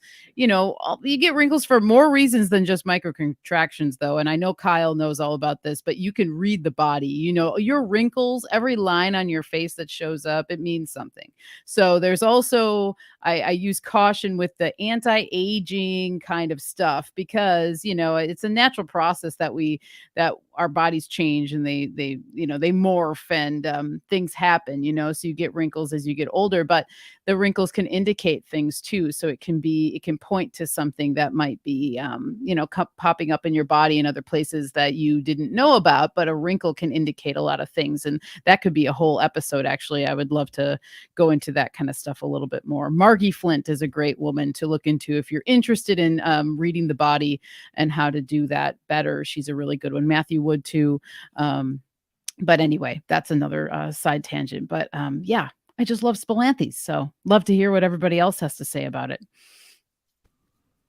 Thanks for adding this one, because this is not a super popular herbal remedy, and I was really happy that you added this one. And so I also want to give Chance props for that previous one too, and just learning about these plants, just like when you spend time with plants, they start to signal all of these things to us, and we can start to find these patterns. And it's fun. It's really fun to figure out where else we know these patterns, and to start to compile little chinking in our armor of our worldview. And so this one is a not, it's not like a plant that you find a lot in commerce, but it's definitely a dare plant. It's a really cool dare plant, because I've also done this before where I just take a whole, I'm like, oh, I love, I'll pick up things off the ground, put them in my mouth. That's what I do. That's how I interact with a lot of stuff. That's how I lick rocks. And so I'm like, oh, ain't no plant too strong for me. And I've done this before because I've grown this plant, and I'll take it and they say, oh yeah, it numbs your mouth. It's pretty intense. Yeah. Okay, whatever. And put it in my mouth, and it is so freaking intense. Of like, the intensity is like stimulation. It's not spicy. It's not cooling. It's like stimulating. It's so, and it makes you salivate a lot. It makes, in this case, it made my throat kind of feel like it was closing up. It wasn't closing up. It was just so stimulated that, like, if you put magnesium on your skin, it feels tingly. And that one of the reasons why is because it's stimulating your skin. The same thing, it was stimulating the inside of my throat. And I thought that I was like, it was the same thing. I dropped to my knees, and it would be the kind of plant that, like, you would say to your buddy after doing something like that, like, okay, your turn. Okay, you try it now. And if you're especially in high school, you're like, okay, well, that looked like it sucked, but I'll do it too. And the fun signature of there's the okay, so here's the other thing about all of these herbs in this presentation tonight is that they all have a way of stimulating in one way or another, whether they stimulate because they're spicy, whether they stimulate because of the nourishment that they provide, whether they have like a mucus forming, this one too. And so this is the medicine of the Aries, which is again, with the wrinkles and stuff like that, we're talking about holding on to tension in certain patterns and allowing that like there's ways of relaxing by just being gentle. This is more of the Taurus way. Oh, let me just like rub your shoulders. And then there's the Aries way, which is like open it up, like open up the gates now and like get out there. And so it like that's the kind of medicine of this, where it just like takes away tension by stimulation as opposed to relaxation. And it's really effective for a lot of things. And of course, it's ineffective for a lot of things too, because sometimes the body doesn't like to be stimulated so much. Sometimes it likes to be relaxed. Sometimes it's resistant to so much force, so that's why this plant is really great for things like toothaches, like Michelle mentioned, because those are things that can be really, really, really debilitating to just function in general. It's hard to sleep. It's hard to talk. It's hard to think. It's hard to eat. It's hard to do something with a toothache. So how could it help? Well, it can help by numbing it. And how can it help also by stimulating that movement of all of that activity to come to the surface and get out? So that's how it makes sense to me, as even the signature there of like the fistula or that abscess coming towards the surface, coming to a head. Think of like if you ever had like a zit or something that's under, I call it like an underground zit, underground pimple. It's like it's not coming to a head. You just want to pop it, but it just won't come out. These are all the types of medicines that we would call on for drawing that heat back out. DMSO is another one for that too. And as a result, then you have the relaxation. Then you have that tension's gone because the fire burnt out quickly. And that's why I think of this one as a really good muscle relaxer too, because of how stimulating it is. And it's fun. It's a fun plant. And they look cool. They're fun. The Electric Daisy, I love that name. Who wrote that in the comment, but that was really cool. Yeah, it does look fun. There's a weird appeal to this one. I like want to eat it. It looks like it's supposed to be candy or something. The Buzz Button name kind of lends to that, I feel like. It looks like you would feel funny if you ate it. It does. Right. It kind of reminds me of something that you would see like in, I don't know, like Willy Wonka's factory or something like that. But there's something one of those about things that when I would see it on a walk, I would go, that's some Dr. Seuss shit right there. Exactly, dude. Yeah. I was just going to say, I bet if an elephant listened close enough, he could hear who. That's a better comparison. Dr. Seuss, like, for sure. Yeah, all great points. I love this one. I was so excited to talk about Spilanthes because a lot of people don't talk about it, and it's actually kind of hard to find information on it. And so the best way to learn is to maybe find some Spilanthes plants and grow them in your area. And a good thing to keep in mind with Spilanthes, if you live in like a colder area, even in here, so like if you're into gardening zones and understanding your garden zones, like in zones 2 through 9, this usually grows as an annual, because this is native to India and I believe South America, if I remember right, but warmer regions. Just again, going along with this Aryan theme of a lot of these plants grow in warmer regions. So, but if you are in zones like 10 through 12, this can be an annual. So you can grow it in a warmer region and it will come back every single year for you. So yeah, anyway, just a little tidbit for the growers out there who are wanting to maybe experiment with Spilanthes. I highly recommend growing it. And it grows it's like low to the ground, it doesn't take up a lot of room really. So anyway, go for it and experiment and eat some and just have that firsthand experience because it is really fun and very, very interesting. I want to mention too that this is a daisy without its petals. Yeah, good point. It's a compound. What's it called? Asteraceae. So just like a daisy, just like a sunflower, just like a dandelion, where all of the inner flowers are flowers, just that make the Fibonacci spiral, but it lacks the little delicateness around. It lacks the frill. It lacks it's all thrill. There's no frill. That's awesome. That's such a great point. One of the other signature things that I wanted to remember to say is that the leaves they're known as like toothed leaves. So this one you can kind of see, but the leaves are a little bit brown on the edges, but it kind of has like more of a toothed look to it. You can kind of see it in one of the leaves in the front there. But that was another signature that I noticed too with the tooth. It's just showing you hey, I have a toothed leaves. I'm good for the tooth, whatever. So anyway, it's another one to throw in the bucket there. So my anagram for Spilanthes is tells pain. Shh. Nice. Another aspirate sound that can sometimes be just like left off or is barely said by other people's would be the S at the beginning. Anyway, so just thinking about it, without that, you have Pila. Makes me think of this pillar action here, coming to a head at the top. Very cool. Yep, I thought the same thing. Yeah, exactly. Very cool. Well, I think that'll do it, guys. I think we ought to be good to move towards a wrap up here. I know that it's a full moon, so Michelle has some particularly potent offerings, I think, to share with us this time of year. Can you help us recall how we might be able to connect with the resource that is Michelle's Healing Home? Yeah, thank you, my friend. Yes, Full Moon Offering issue 31 came out today. So I've got some beautiful red clay and shea soaps for everybody.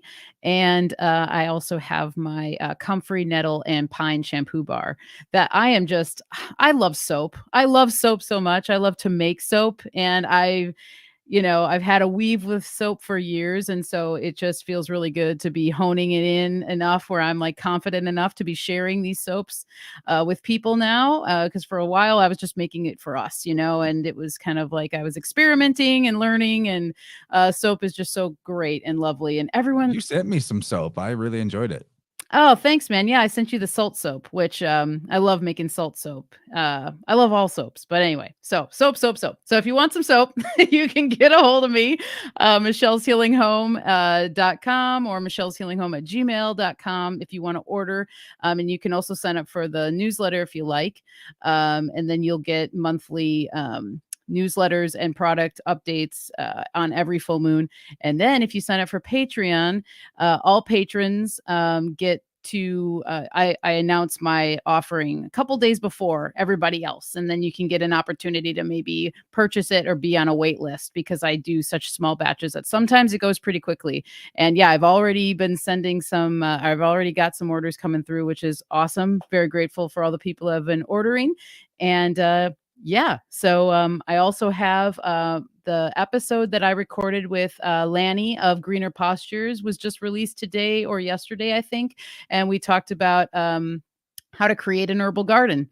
And if you're wanting to learn more about how you can incorporate herbs into your garden, herbs that can just beautify the garden, and how to kind of hone in on your family's needs and how you can build your own home apothecary by incorporating some of these herbs into your garden. So you can check that out too.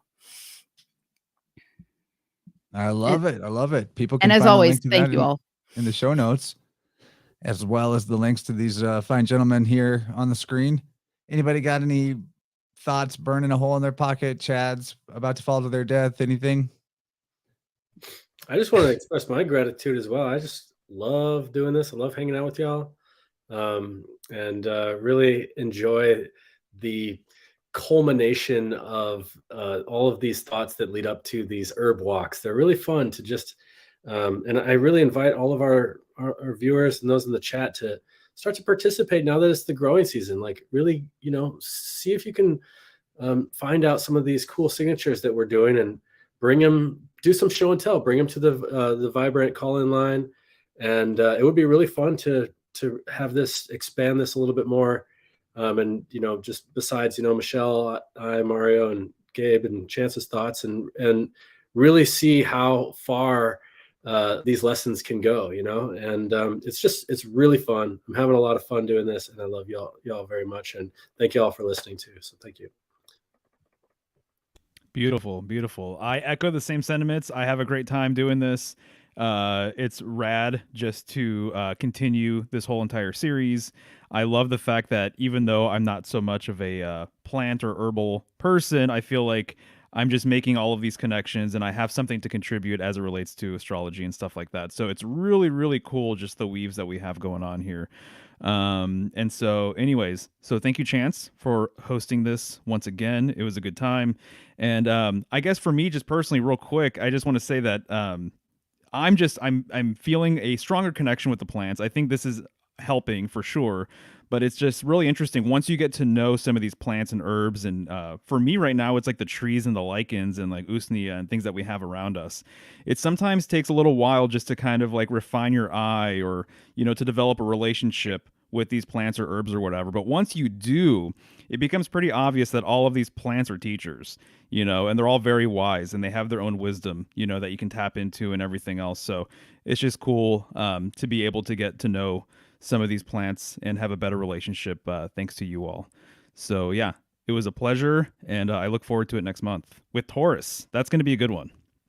Yeah, man. Yeah, Kyle, how long are you down in Indianapolis for? I'm gonna stay here tonight, and I'm gonna make my way up tomorrow. So, and I don't really have plans. So, you wanna? Yeah, I'll hit you up.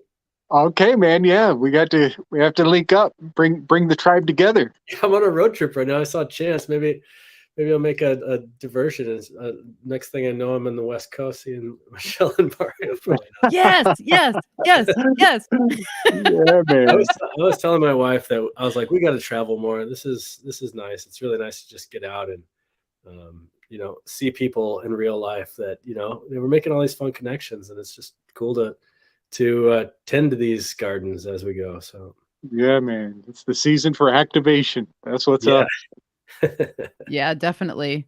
We could talk about it off screen, but Mario and I will be in Milwaukee in June. Just throwing it out there. So cool. Love to meet up and whatever, however we can do that.